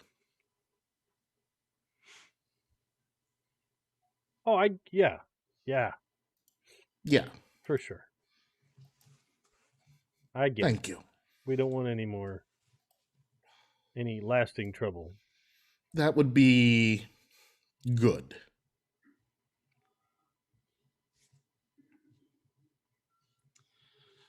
So the Jason's wait. So the you've also got some information on the area where the war games take place on DZ-23. Basically, it is predominantly open space. There are some small non-orbital planetoids that are there, and there is an asteroid field as well. Great. And you have the coordinates of where the lab ship is supposed to be, which is posted up in the vicinity of the asteroid belt, kind of simulating that it's there doing research on this field. And of course, you won't know where the patrol corvettes are, but that's pretty much the info that you have. You're expected to arrive the day before. Well, the day for you guys, you arrive. They tell you when the war games are starting, like when the window of the war games are. And it's about a four. It's a full day, so it's like an 8-hour shift session for the war games. And then afterwards, Cam was like, "Oh yeah, he was going to buy you a drink." Nice. Right? I appreciate it. So the other thing would be where do you want to? Do you have an interest on where you time it in that 8-hour window?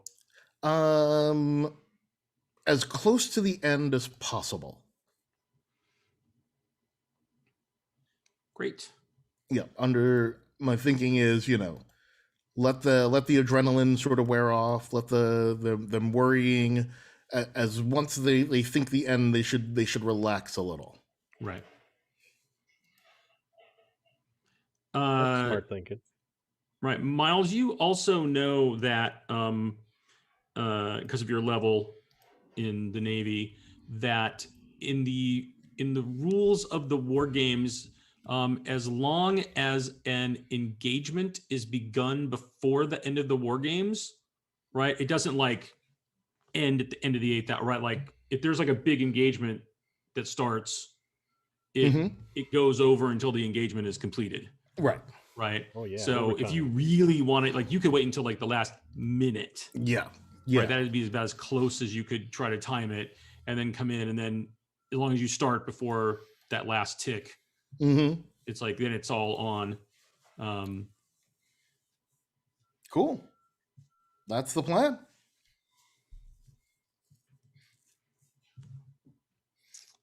Excellent. The one thing you missed, Jason, was that there's the lab ship is posted up around an asteroid field. Oh, okay, cool. So yeah, we'll use the there's some asteroid free floating field. planetoids, like non-orbital planetoids, small, and then there's an asteroid field that's there as well. That the simulations at the lab ship is there running scientific tests. Right? Are the planetoids big enough to use as like gravitic funnels? You could you would have to do some hot shot calculations when you get there, because they're not in any kind of known trackable orbit. But is that something you would guess so? Not Ulysses. Ursula can help me with. I could try. I haven't really done any astrogation, but sure. Okay, well, I have experience with astrogation, but sometimes there's some really fast calculations that if I could just feed you the calculations, Oh yeah, I can do that. Sure. Oh yeah. that's sure. great. But we're gonna have to kind of wing it. We're not gonna be doing this by the, normal astrogation limits. Miles, is that like will be, Yeah, that's okay. somewhat outside of the normal safety parameters? That is totally fine. Okay. Well, then, yeah, I'll have to see it on site. There's no way to do it without good scans ahead of time, but I can work pretty quick when it comes to it. That's the plan. All right. Is there anything anybody else wants to do in this intervening time period before we get to DZ23? Oh, go ahead. Sal is gonna go and just like make sure everything is programmed correctly in the turrets, and also talk to Chernobog about getting his help with the mission. Chernobog online. Hey dude, we have a non-live fire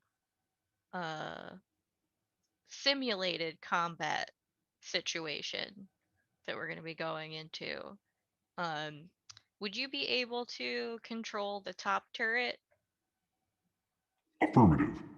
Excellent. And she's going to give him the specs for tagging, not shooting.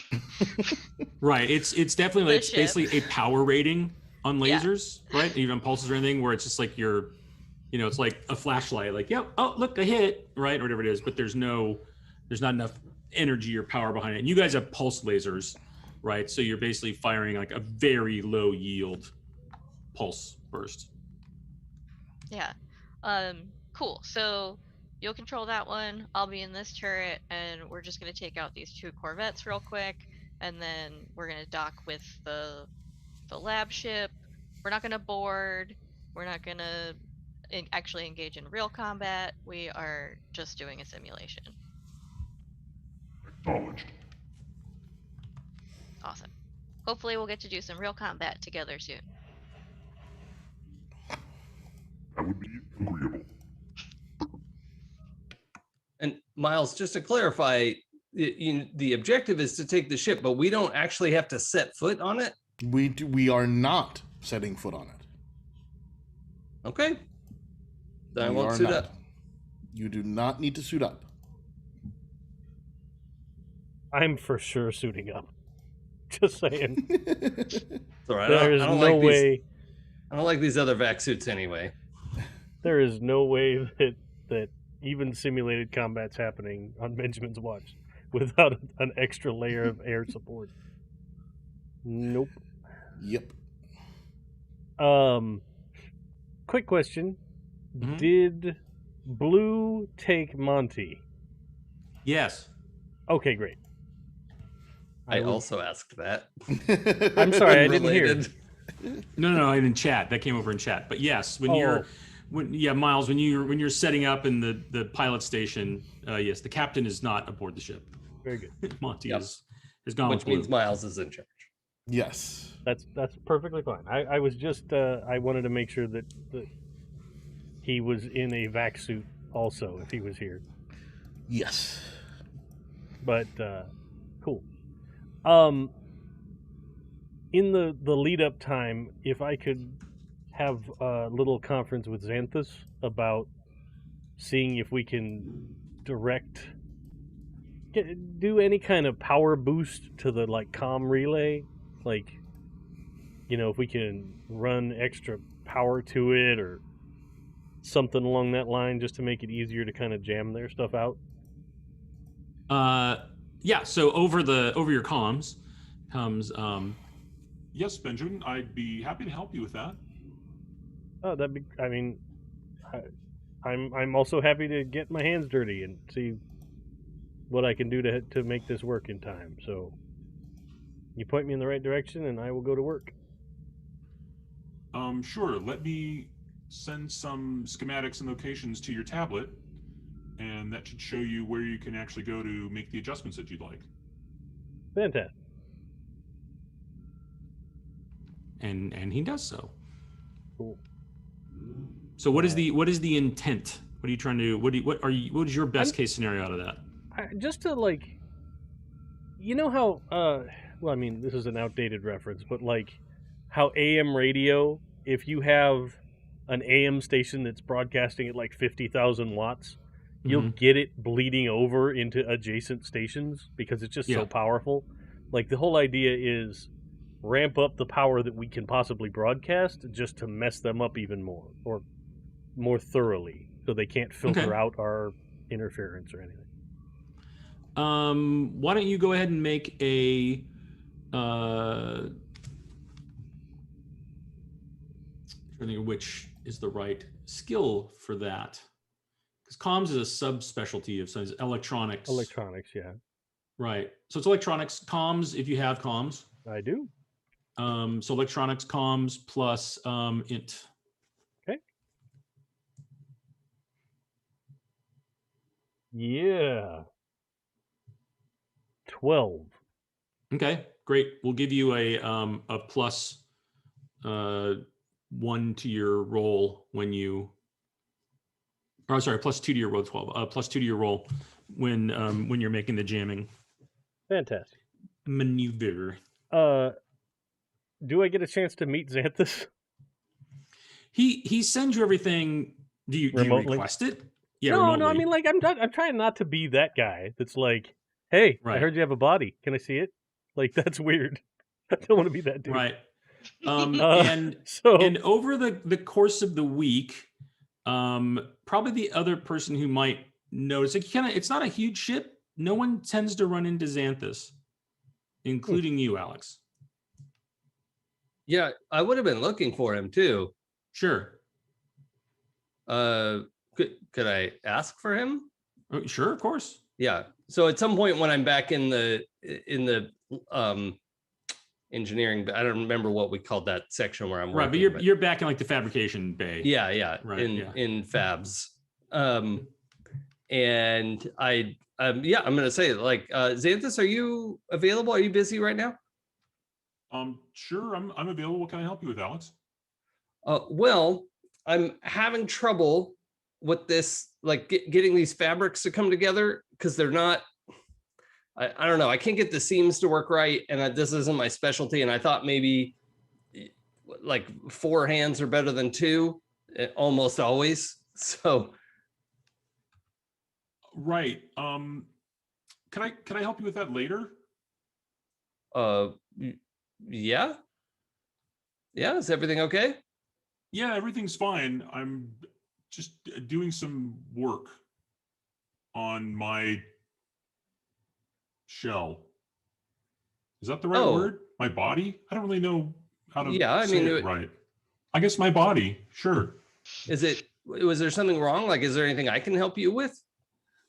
No, I've just been really trying to take to heart the concerns that have been expressed, and I did some modifications to Ursula's and my voice to make us more pleasant, more engaging, and I'm just trying to do some work on my looks, I guess. Well, I'm sorry you felt like you had to change anything up. That's not what I ever meant to continue. You're great just the way you are. What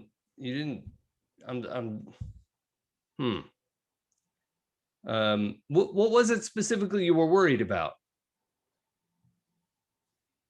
Well, I was really thankful when Sal said that, we could do a field trip, go up the ship, but there seemed to be a lot of concern that somebody might try to take me or that I wouldn't fit in.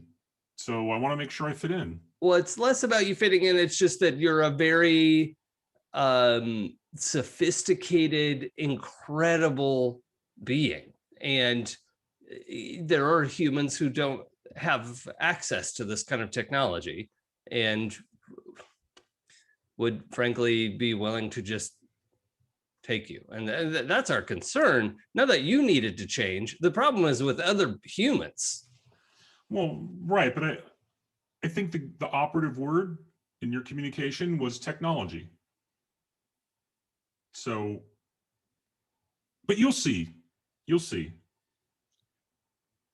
Are you working on a wetware interface? Like being in a person? No.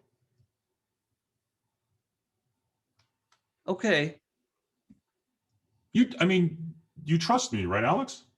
Oh, I do. I'm just curious. I don't mean to pry, but like, you were so helpful with my project. If I can help you, we're I a kinda team here. Wow. I really appreciate that. I mean, I really was trying to be really helpful with Miles earlier on the engines, and I don't know, it feels like maybe he's been worried about things, and Ursula just says that, boy, there are a lot of people are concerned about stuff, and so I'm just trying to make sure that we're as a part of the crew as we can be. So I kind of want to be a surprise. I promise it won't be bad. Oh, I didn't think it would be. I don't want you struggling or feeling like you're not good enough the way you are, because you are. You're incredible. That's the thing, is you're exceptional, which is why you would Thank draw Alex. attention. Maybe I don't know. Maybe I'm still trying to live up to Dr. Owens. Well, do you want to talk about Dr. Owens? I mean, what? Like, and then there's just, you get that dead air. Yeah. Were you with him a long time?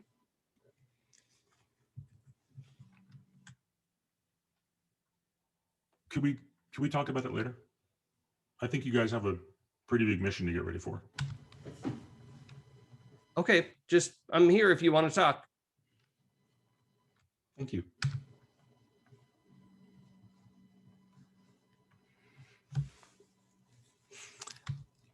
So if there's nothing else, we'll arrive at DZ23. And Miles, you're trying to cut it as It's just fine. Everything None was of this going is in my head fine. until Jason asked the question of, "Are you working on a wetware interface?" And I was like, "Oh no, this could be so much worse than I thought it was gonna be." Why is no one else seeing the red flags? Is everyone else colorblind? What is happening? All of Sal's I don't see flags flag are colors. red, so Yeah, all flags are red. Anyway, So how close do you want to cut it to the end of the 8-hour? very close, like within 2 minutes. Okay. So the goal is that you're trying to come in and get engaged in the op. Like right before the end of like the very end of this thing. They're gonna have their guard down. They're probably starting to be like, "Oh yeah, woo, we did it." Yep. Yep. I want those Corvettes to like show themselves and then think, okay, we're flying on our way home. Right. And then in we come. All right. So let us begin. So let's start by having, I think the timing will be fine because you're gonna have all the time to get there to basically, time your exit from jump space.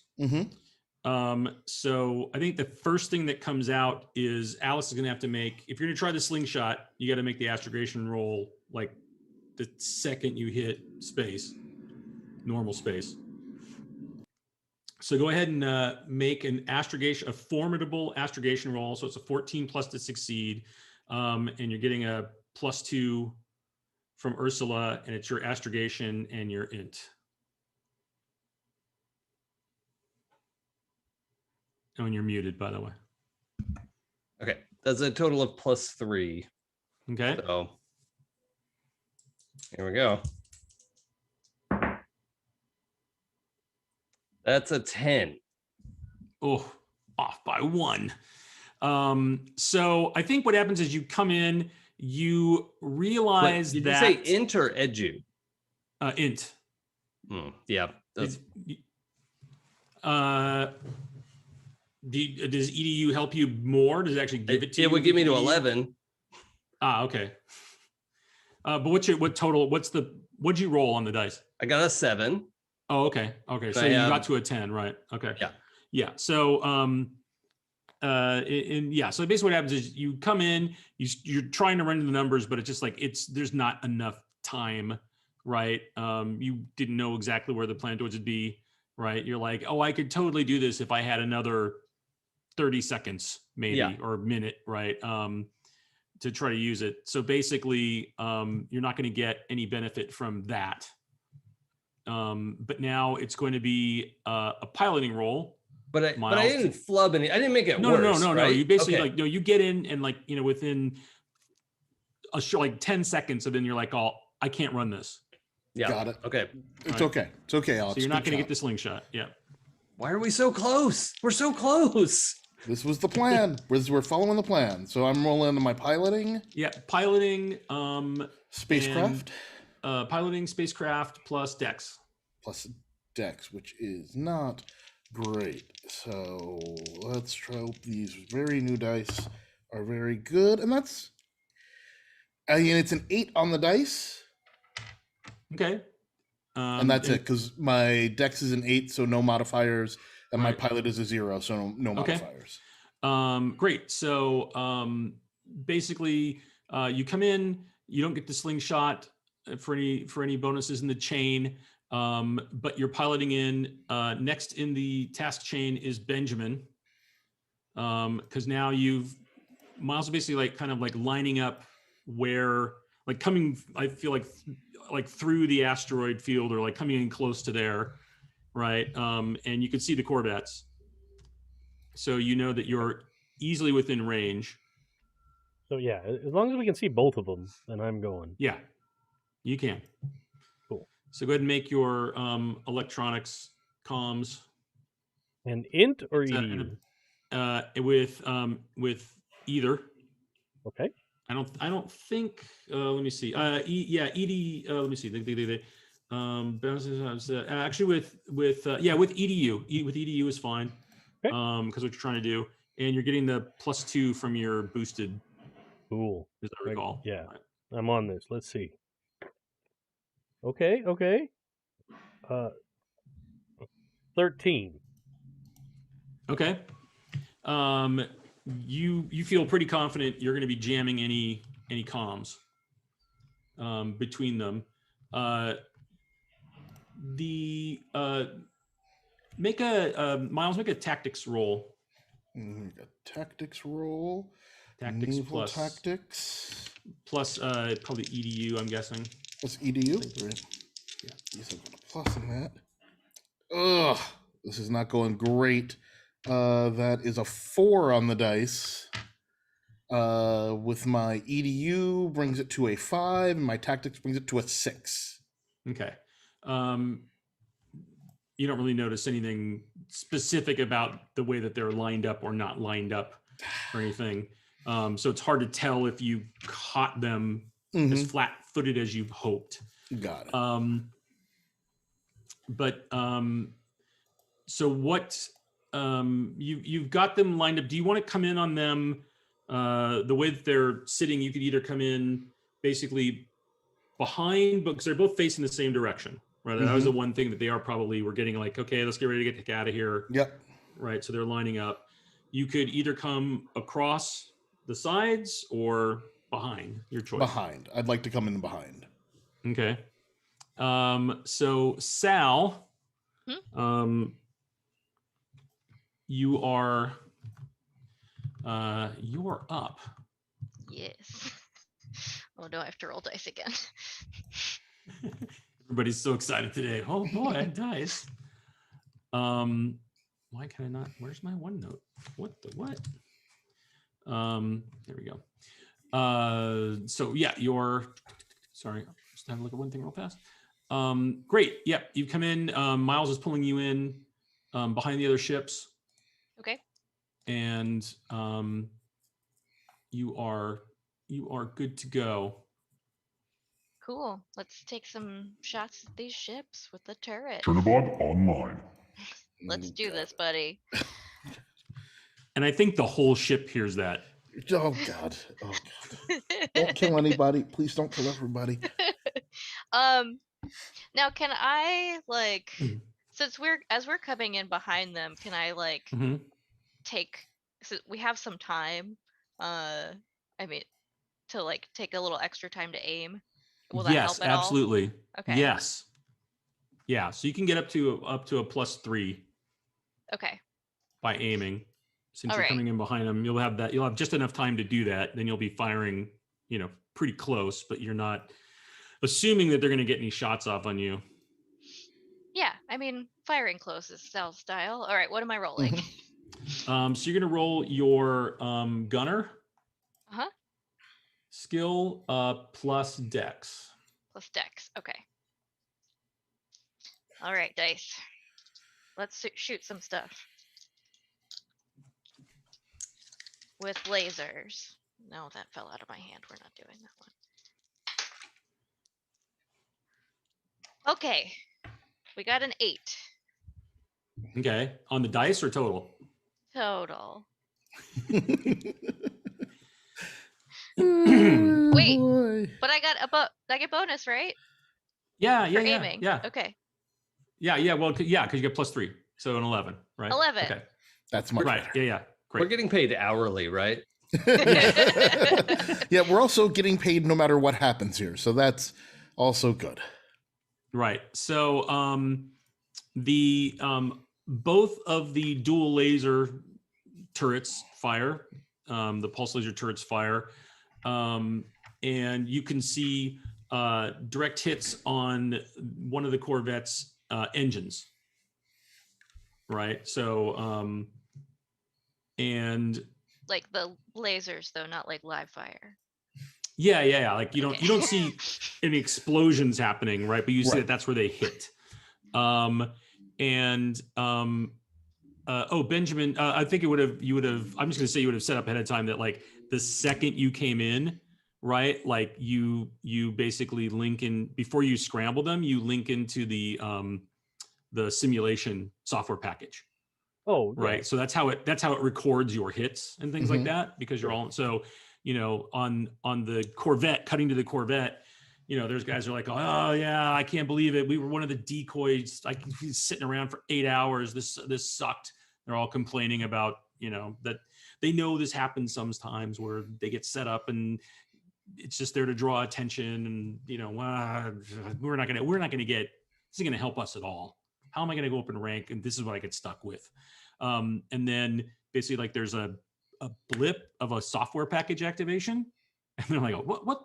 And on the bridge, cruising that. And then comms get scrambled, ship comes in, like all hell breaks loose.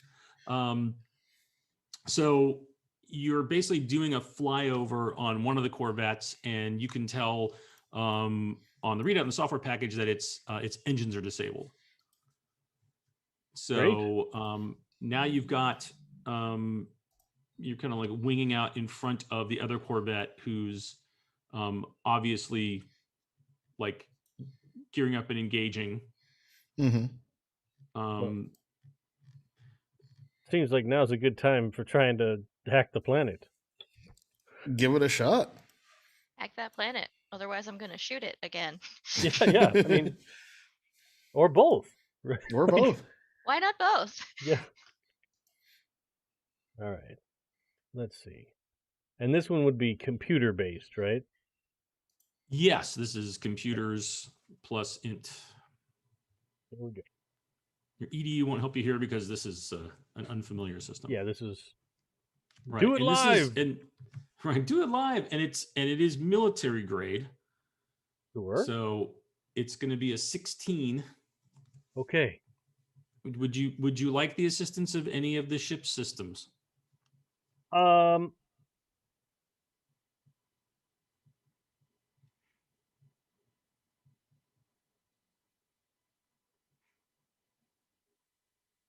Can I hand off all the other stuff to Ursula? Like, the software package and the comm Sure. jamming and all that stuff? Sure. Okay. Yes, of course, Benjamin. And then I'm gonna Mr. Scott Star Trek for it, like crack the knuckles and military encryption. How quaint. There we go. Computer. Oh yes.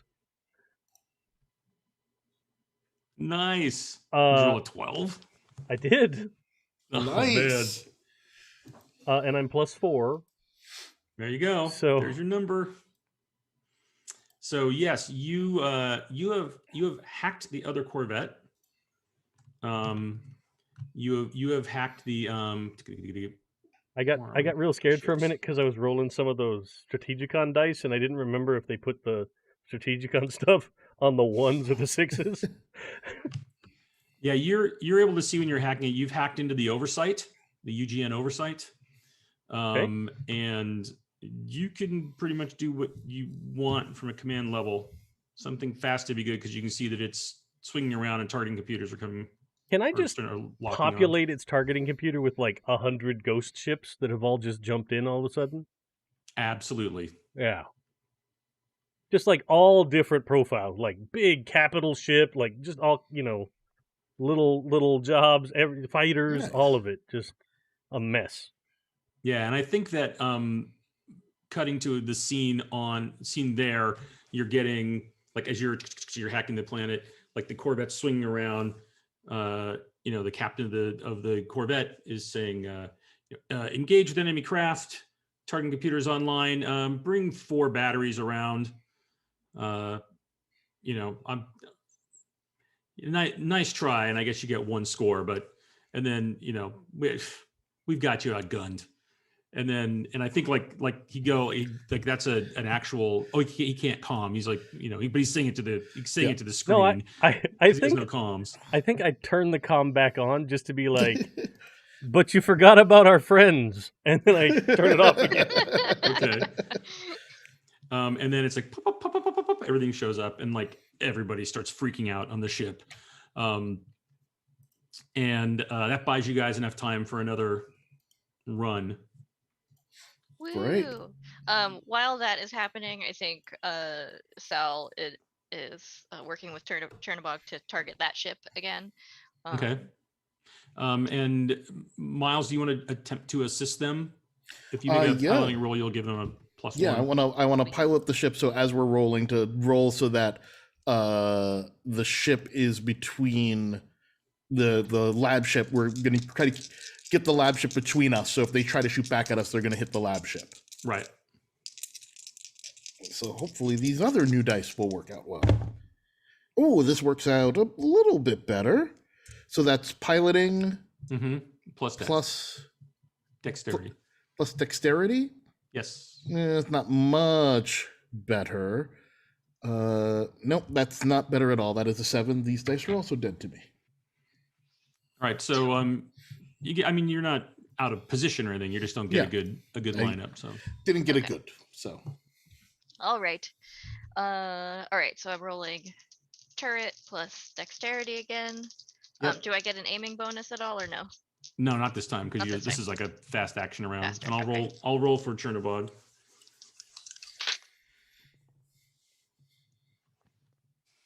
I'm not rolling again today, you guys. This is the 3rd time I've rolled snake eyes today. what? Oh, I think I've only rolled like Holy 4 cow. times. All right. I'm gonna use my final reroll because that's ridiculous. Okay, you're dead to me. You're dead to me. These ones did all right. Okay. I'm sorry. I didn't mean You to suck all better. the luck out of the room.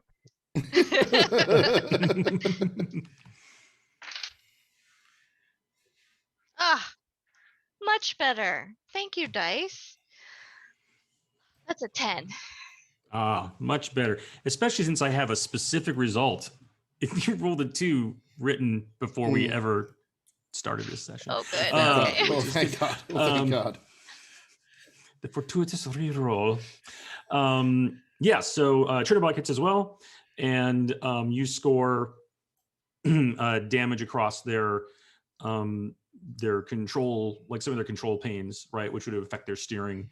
That plus the confusion, you can see on the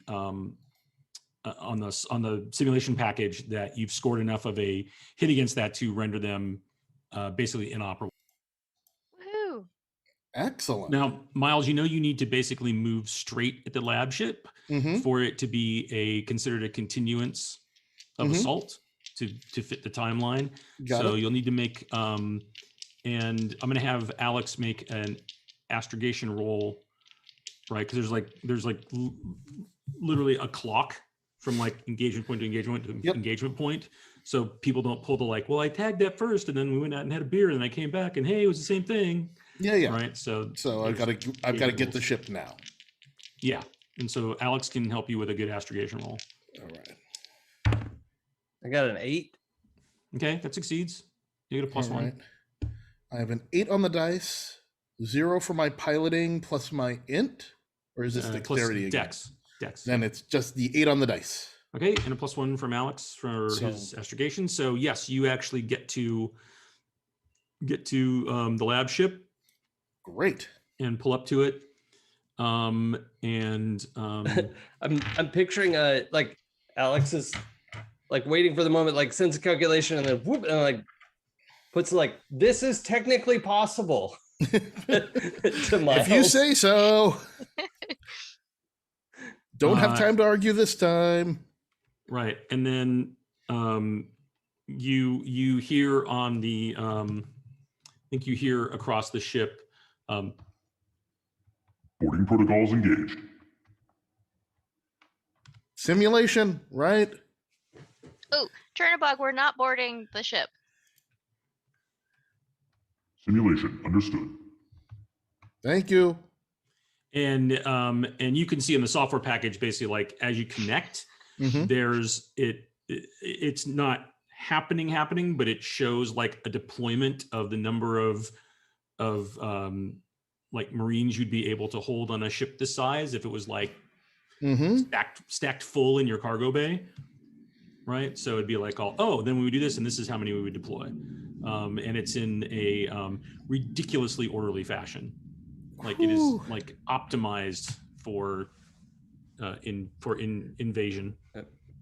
Out of curiosity, how many Marines does our ship hold? It basically is kind of assuming that like the ship had been retrofitted to just be a troop carrier, and you end up putting in about 78 Marines. Oof, that's a lot of Marines. Noted. Yes. Definitely don't want to know that for any specific reason. It's fine. And then you can see that there's some calculations getting run, Benjamin, that you can see that are showing that the simulated defenses on the lab are going to make it's kind of a coin toss. Oh, okay. On whether you would successfully take the lab ship, but that is a simulation on a computer. What? I mean, okay. I guess it's time for the Kobayashi Maru then. Let's do this. Right? Like, yeah, okay, there's a way to manage to take the lab ship, sure. Right. Is there do you want any assistance on that? It's the same kind of role because it's a military. Yeah, I gotta take package your hand. I gotta be like, cool. Let's see if we can. Now, are we hacking the like training software package, or are we hacking? Yeah, you're now trying to hacking the training software package. Oh, okay. Well, that seems less directly problematic. So yeah, I'll go for some computerized help. That sounds like a vac suit roll to me. I mean, honestly though, like Alex, you've got some computer skills, right? Or no? Oh, okay. I thought you did. Sorry. What is that under? Oh yeah, electronics. No. Okay. Would you So like then- Sal to persuade it? All right, listen here, computer. Just menacing the computer. So yeah, I'll yes, I will see, like, I guess probably Ursula is the best at that stuff. Like general calculation and stuff. Depends on what you're trying to do. Well, I just trying to outfit the pseudo troops on our ship with better weapons and stuff that would tilt things in their favor. Like, it's not just like a landing craft filled with newly drafted Right. Marines. It is Yes. like veterans or something. yeah, we're or- gonna put in like these are like essentially You want to space juice seals. the stats. You want to juice Yeah. the stats on your Yeah, guys, right? yeah. Yes. So Ursula, you would know that Ursula might be able to help you with that. Sure. Sherlock definitely can help you with it. Xanthus probably because it's a military op. Sure. Well, Anything I like mean, that is definitely in his bailiwick. But Ursula will definitely, if it's a numbers crunching thing, she can always help with that. She's a computer. Yeah, well, I mean, I if I think that Chernobog is the best choice, I would go with him. Like, You would believe he is definitely the best choice. all right.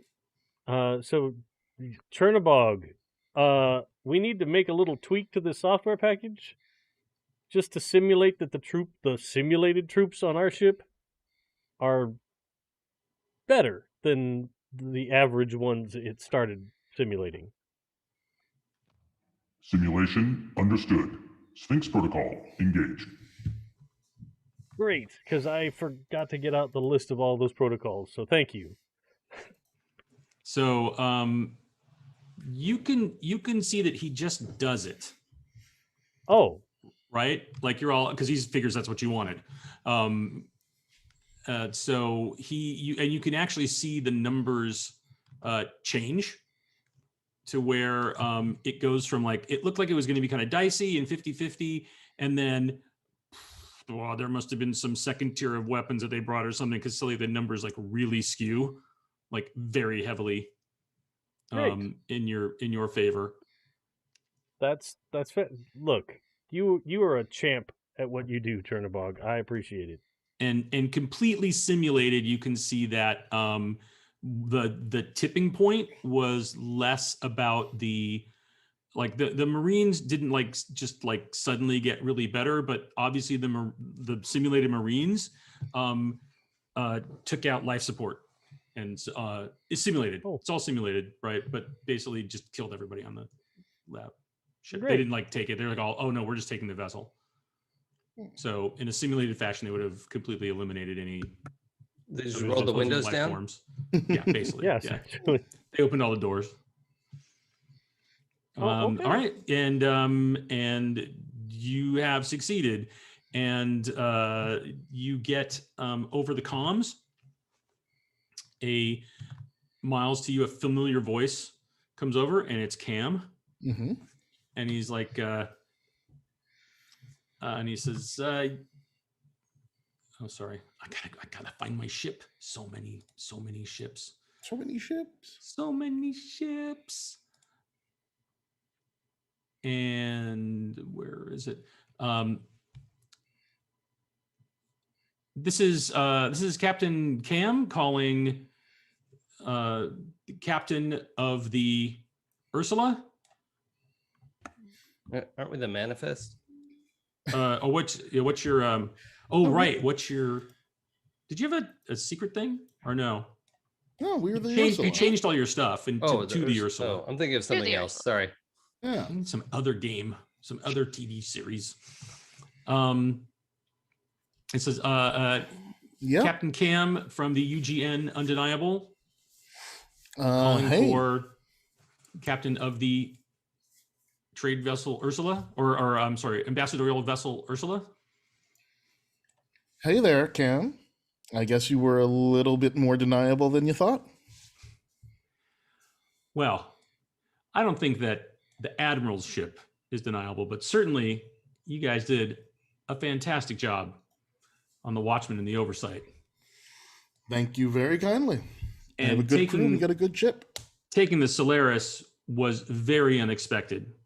I'm sure the admiral is going to be quite pleased. Well, good. I hope that means a bonus. Well, I think we may be able to arrange something. Certainly, and I don't know if this counts in the way you'd like it to count, but the admiral would like to host you all for drinks on her flagship. I think we can handle that. Yeah. Alex is like looking back at like yeah, we can handle that. And so he's like, great. It's been a while, Miles. I can't wait to see you. Let me send you the coordinates to where we are. You can meet up with the rest of the fleet. Thank you. Coordinates locked in. So you'll get coordinates to meet up with the fleet. You get there. It's a fairly large contingent of ships of various sizes. At the center of which is a massive armored cruiser, which is the UGN Undeniable. Dave, you've got that's the real big looking ship. Yeah, I got you. Oh, I will. If you want to throw that up for folks to see, and I'll put that in our Slack channel so you all can see what the Undeniable looks like. Not download that one. Hold on. So it is a massive ship, a massive armored cruiser, about 1,200 tons, and usually has a crew complement of about 800. This is one of the. This doesn't even attempt to present itself as being some kind of exploration vessel, right? Like this is one of the warships that were built over the years. Though the UGN attempts to operate in accordance with all of the treaties that have been made across any number of myriad number of planets in the galaxy and the different megacorps, there are times when the interests of the commonality have to be attended to, and that's when this type of ship is deployed. And why there's always readiness tests, because even in the most peaceful of times, there are uprisings that tend to occur commonly between megacorporations. And when that starts to impact citizenry or the centralized interests of all, then that's when the UGN has to get involved in a purely military sense. You're basically able to come inside, and they'll actually let you dock your ship in the bays, so you can land on the Undeniable. And when you get there, Cam will come on and say like, hey, great, I'll meet you at you're going to come into docking hangar 11, and I'll meet you up at the ops station at 11. Excellent. And I'll take you to meet the admiral. Sounds great. It sounds great. You've all got a few minutes yet to do whatever you want to do. Obviously, go ahead. Sorry, Miles. No, I mean, I just let the crew, like, okay, I'm gonna go meet the general, the admiral. I think you all can stay here for a little bit. We'll eventually all come off and have like drinks, but let's just make sure that the ship stays secure. Well, we're not all going for drinks. We are. I'm just gonna meet the admiral first, and then we'll all come up for drinks. But let's just make sure the ship is safe and secure. Which ship? Our ship, while we are here on this military vessel surrounded by military people. Hide the valuables. Got it. Yes, Okay. basically, and also make sure all of the off switches are off and stay off. You know what I mean? Earmuffs. Got it. Yes. Are they coming Yes. aboard? They are not, I don't believe, but we don't know for sure. Okay.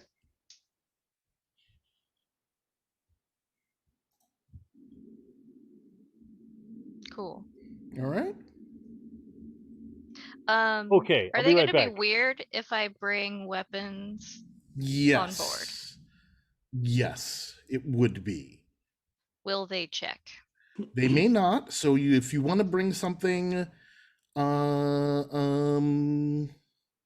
very discreet, that's probably okay. When am I not discreet? I know, but very discreet. We're freelancers. I don't think they'd be that surprised if we come on with sidearms. Sidearms, okay. Maybe sidearms, but we're also in friendly territory, so you know. You know, Miles, that like you could come on with them, but that's pretty. They're going to ask you for them if Yeah, you do, like, and they'll yeah. return them. Like nobody walks around the ship Armed. armed. No one. We're not armed. The ship is the armed. We're fine. All right. Okay. So you're going to go first. Yes, but I'm gonna go first and just make polite contact. And to be fair, Sel, you are a weapon. You almost broke me with a stick. Aw, thanks, buddy. How's your ribs? They're sore. I'm good. Okay, I mean, fine. cool. Everything's fine. Cool. All right. I got some prep to do. I'll see you guys in a bit. And Sal is going to go to talk to Xanthus and Chernobog. Okay. So let's do that really fast because then I want to take Miles on to meet the admiral. Yeah. So you're going to talk with Xanthus about Chernobog.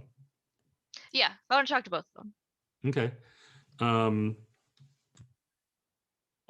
Yeah, Sal, how can I help? Is he corporeal again or no? No. No, okay. he's not. Okay. Oh, hey. I wanted to check in with you on how the Chernobog project is going. Really well. I've got I think we agreed on all the designs. Yeah. And it's just fabrication. We're low on some materials, but I could start with the quadruped units first.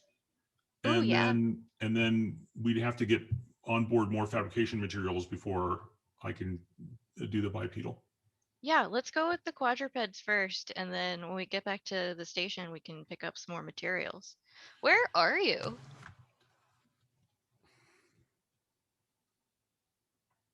I'm almost done. I've got a surprise. I love For everybody. surprises. But give me just a little bit. Okay. Cool. And we can have the quadrupeds done by the time we get back to the station. I'm when in the jump time, assuming we're jumping back there after you get done with this mission, I'm sure we can Okay. have them done by the time we get back. Perfect. That sounds awesome. Thanks, dude. Sure. All right. I'll see you later then. You will.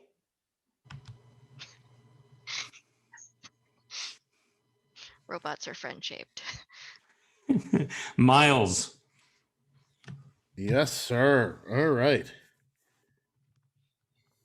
So you go up to Op Station 11, and there's your old friend, now Captain Cam. Hello, Captain Cam.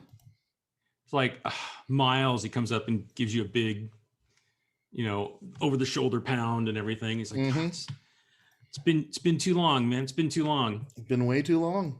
It's like, you haven't lost it though. That was a piece of artistry out there today. Thank you. You'll get to thank my crew. I mean, it was I did my part, but they did a lot of it. I assume you want to meet the admiral first. Yeah, I figured my crew they're great. They're a little rough around the edges. I figured it'd be good for, me to make the meet, and then we'll all sit down and drinks and you'll get to know them separately. That's great. Did I mention who the admiral of the ship is? No, you never did. It's Admiral Winter.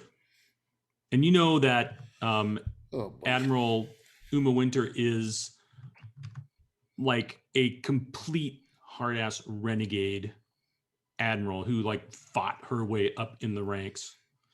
And if you're doing the virtual casting, basically when I think that line is said, oh, it's Admiral Winter, and then the next image is you walking into the admiral's ready room, and it's Robin Wright, Oof. from like in that kind of like Blade Runner Nice. 2049 thing, right? Yeah. And she's what was Miles' rank when he exited? I think I exited at lieutenant. Lieutenant, I think so too. Yep, discharged at lieutenant. She's like, Lieutenant Manning, Admiral good work Winter. out there. Thank you. It was my pleasure. It's a good op. Looks like Cam didn't do me wrong by suggesting that we bring you on in this operation. I appreciate that. And he smiles, and he's happy for the recognition. Yeah. Happy to please. So is there something you wanted to talk to me about first? I see you're here without your crew. No. I just wanted to just meet you and thank you for the opportunity. It's always great working with the Navy. I had a good years here, and I just wanted to make the meet before you got to meet them. My crew, not all of them are by Navy standards per se. They're great and talented and loyal, but just wanted to make sure, that the first impressions count. You want to lead the way, so to speak. Well, I appreciate your dedication to protocol, Lieutenant. How well do you know them, or perhaps more importantly, trust them? Highly. I trust them with my life. Would you be interested in a field operation? That's something we can't actually get directly involved in. That depends on the price. I'd imagine that you'd find it more than equitable. Say, paying off the remainder of your ship?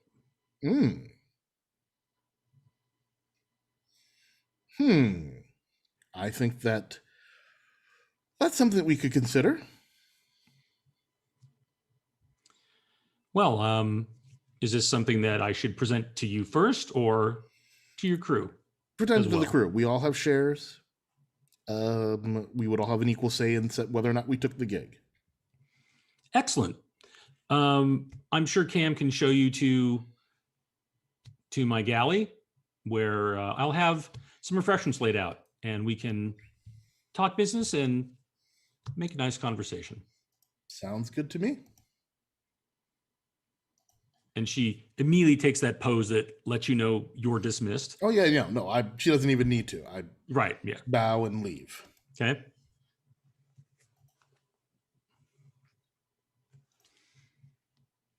So I think while you're when you come back, you're coming back. Are you coming back to the ship, or you just? Yeah, I'm gonna go back to the Okay. ship and say, okay, let's Right. let Cam let me know where to bring my crew for drinks, and then we will meet you there. Right. Right before Miles gets back on the ship, you hear, Could everybody come to the galley? Yeah. Would On that my be fine way. if people aren't busy? Sorry, but I can't hear you very well. Is that Ursula? sorry, that was supposed to be Xanthus. Oh, Xanthus. Okay. If you have a minute, I kind of have something I want to show everyone.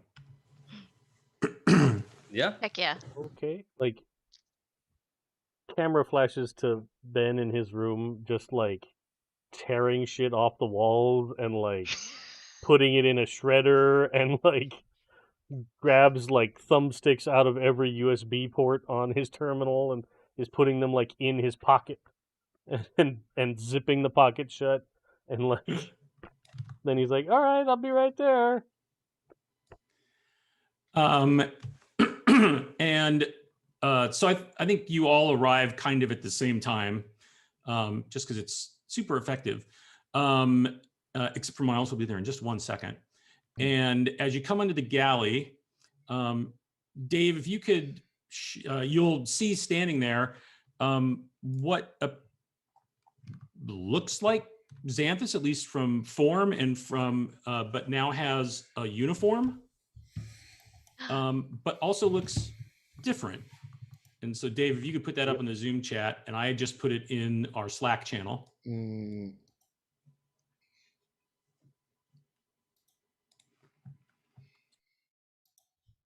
Nope. Is there a newsletter I could subscribe to? This aligns with my interests. Heck yeah. Sal is pumped. She's like, Xanthus, look at you, buddy. Like, just straight up walks up and hugs him. And he doesn't really know how to physically respond. So he doesn't pull away, but he just kind of does that awkward stands there thing. Oh, she He's goes, like- this is a hug. It's like affection for humans. So is this better? I mean, you looked cool before, but you look great. This is awesome. Because I got worried I was going to be too noticeable. People would try to steal me, or I'd be not accepted. I want to fit in. I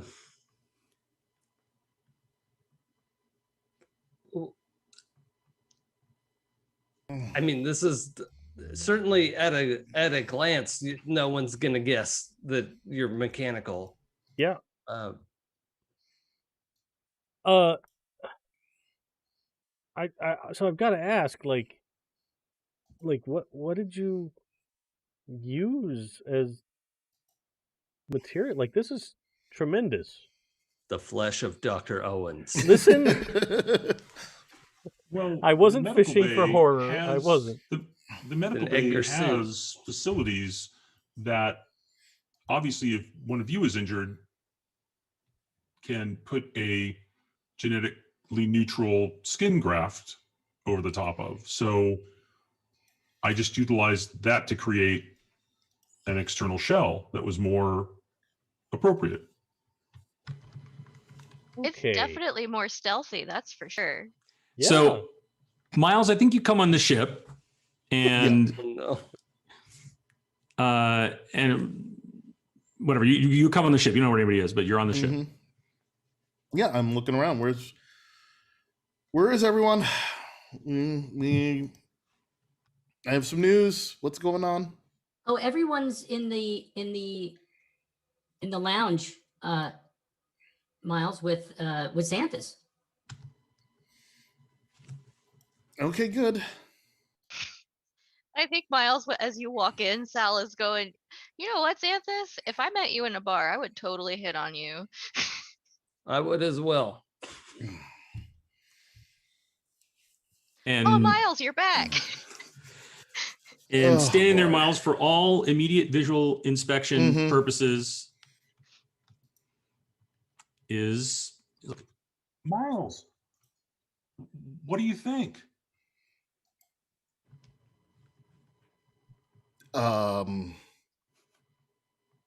Xanthus? Now, Miles, don't freak out. We only abducted one Navy sailor and retrofitted his brain to fit Xanthus's computer inside it. That's not what happened. Right? That would have been Okay. way worse. That would have been worse. So it's This is- not that bad. I mean, I it's employed a sheathing methodology to use Yep, it's genetically fine. neutral it's fine. materials from the med bay to create a more acceptable outer appearance. It is fine. It's fine. This You're is damn right it's fine. He is fine. this is interesting. Xanthus, this is not the time for us to deal with this. This is not the time. We do not have the bandwidth to deal with this right now. I do not. So I appreciate what you're doing and what you've done, and you're just gonna need to stay on the ship for a while the rest of us leave and talk with the crew and the admiral, and then we can discuss this later. Are you leaving the ship? Well, I mean, Xanthus, there's a little difference between getting you onto Yuma Station versus a Navy ship that could have all Yes. kinds of passive scanners. And then the consequences of getting caught there is you never coming back to the ship. Exactly. It's just the stakes are way higher and we don't want to lose you. Yes. And So we can maybe practice some basic humaning before we make an attempt at big social hour, right? Like, yes, exactly. I'd be happy to spend some time talking with you about that kind of stuff. Sal? You know what? If Xanthus isn't leaving the ship, I'm staying here. That's fine by me. You don't have to do that, Sal. I understand. No, I get it. dude. I didn't even know what a hug was. You should go Listen- with them. I'll stay here, and when we get back to the station, I'll have time to understand more how I should act. There's lots. Yeah, we'll have lots of time to practice, just not on a Navy ship where just the consequences are astronomical. I will tell you, these Navy jerks are probably not going to be that much fun. When we get back to the station, I'll take you to my favorite bar, the Underbelly. Way cooler. Yeah, I think on Yuma Station that's another matter, but this is just a little bit more high stakes. Especially when it's like a meet I and understand. greet. Like the whole point is direct personal interaction, not Yeah, like social. here you're it's in a big group. Yeah. Like that's great. high stakes social scenario. Yeah. I I'm not understand. great at those either. To Yeah, be I mean, honest. honestly, I'm a little sweaty about it. I just really want free drinks. Yeah. So Yes. And Okay. he nods and All right. returns Well- the engine and is like, Great, then we'll go out when we get to Yuma Station. Right. I completely understand. Yeah. I also would be fascinated to learn about your process. Like it's the outstanding work. Really. yeah, me too. Especially I mean, you came up with the concept and you made it happen all on your own. That's really tip top. It is very impressive. It is. and By he impressive, I mean scary. he smiles and turns and leaves. And he Bill, does he have pretty good like facial expression? Like, pretty good. it's pretty good, a little Botoxy, okay, yeah, right? But there are the beginnings of micro expressions, sure. but it's still pretty, he's not like absurdly moving his eyebrows and whatnot around. He's had time to study facial expressions. There's Yeah. not as much nuance there. Does anybody remember the old video before you got on the Star Tours? Had this lady that was telling you like about the ride and fasten your seatbelts and stuff. And it was Mhm. clearly a real person, but throughout the whole speech she gives, the whole time, it's maximum eyebrow movement. Like, and I couldn't stop watching it every time. It was just Don't like, remember that. welcome to Star Tours. And you're like, So I want to do one more scene before the end here. So we could be in the admiral's galley, Mhm. which is just the admiral and Captain Cam and you all, and you're introduced to Admiral Winter And she says, "It's a pleasure to meet all of you. I was impressed by your ingenuity and bravado and execution today during the war games. I've spoken to Lieutenant Manning and would like to make you an offer for a detachment deployment that will be working as a civilian contractor to the UGN."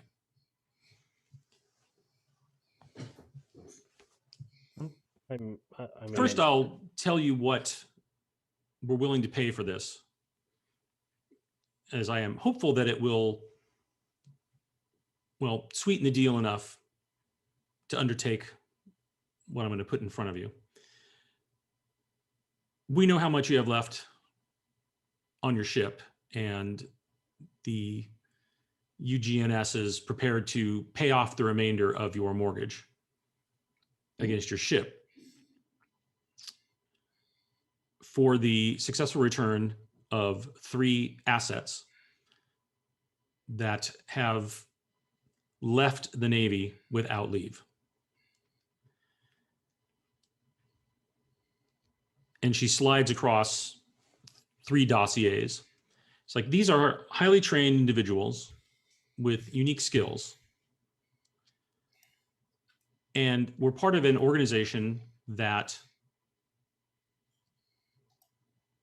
let's say, would not be welcomed to be publicly avowed by the UGN. And what we require is their capture and return to our service. Mm-hmm. Do they commit the any crimes parameters- other? Oh, sorry. Go ahead, Sam. I was going to ask about the parameters for the condition of the assets on their return. We would prefer that they're returned in with the ability to communicate any information that we would like to retrieve from them. However, having them returned at all is the important part. Mm-hmm.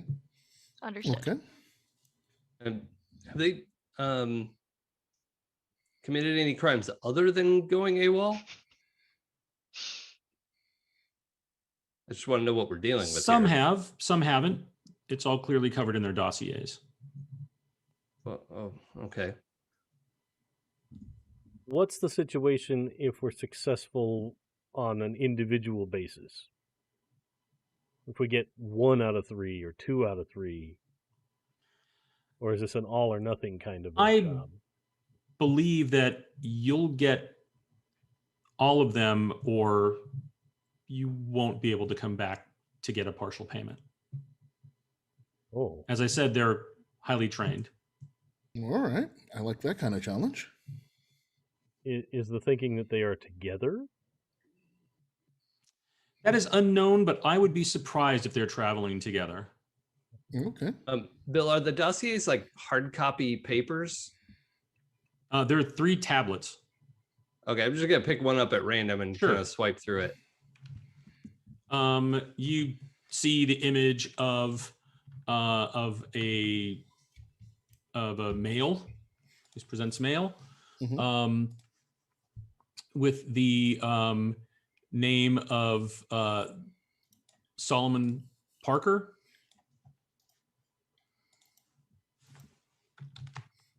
And there's a slew of information we have to go through the second, but basically, you know, age, height, all the stats, and the operational group that they are a part of is just listed as the Institute. Okay. Try to catch Ben's eye. Oh, unless one of you really speaks up, we're taking this job. Like, even if we never come back with anything else, we're going to have these 3 dossiers. Yep, And That's entirely true. worth So its no. weight in gold. So wait, Copy we've that. got Solomon Parker. I'm sorry, did I miss the other 2? No, Nope, That's the we first haven't one. looked yet. Yeah, I just picked one up at random and I'm gonna flipping through it. look at the other two. The second one is someone who is fairly I was weird to say like gender neutralish, Mhm. right? In just clothing and representation, with just the name Indigo. Okay, that's fine. And the third one is female. And real Yeah. familiar to us. Yeah. And I think like as you bring the third tablet up Mm-hmm. to turn it on, that's where the episode ends. Mhm. Yeah. Oh man, this is gonna get real Hey, complicated. we're already 33% done. It's true. Oh boy, We're oh like, boy, oh hang boy. on a minute. We'll be right back. Can we get a third of that payment? So that has been session 9 of Yuma Station. I have been Bill. I still am Bill. I know I have been Bill. I've been a lot of characters. I've been a lot of stuff. But in any case, thank you so much for being here with us and watching tonight's session. Hope everybody had fun, whether you're playing or watching or listening. Of course, we'd love for you to share the game with your friends. If you're new to the show and want to catch up on previous episodes, please point your browser to happyjacks.org/Yuma Station. And if you're interested in all of the other succulent content on the Happy Jacks Network, check out the calendar on the end. Does anybody want to have anything they'd like to hype up? All right, follow us on Twitter. You'll find us. Look up Happy Jacks. Oh. We're all there. Oh, Dave, yes. I do have one thing. I will resume my internet-based trucking tomorrow evening. So if you're bored on a Tuesday or a Thursday, you can find me on Twitch at CASithLord. And I'll be driving around the United States, and eventually, when I finish driving around the United States, thanks Steam sale, I can start driving around Europe. So, Whoa. yay! It's gonna be exciting. I guess the one non-thing I'll mention is starting this Thursday, I'm going to be playing Dungeons & Dragons Dark Alliance, the new game, with some of the Roll20 folk on Twitch. So find me on Twitter at Bill Roper, and we'll be hyping that up. And also, I'm streaming on my own channel. You can follow me on Twitch and Twitter at It's Probably Okay. And you can see my schedule there on Twitch. So see you there. Hey, thanks, everybody. Bye. Bye. With the clicking.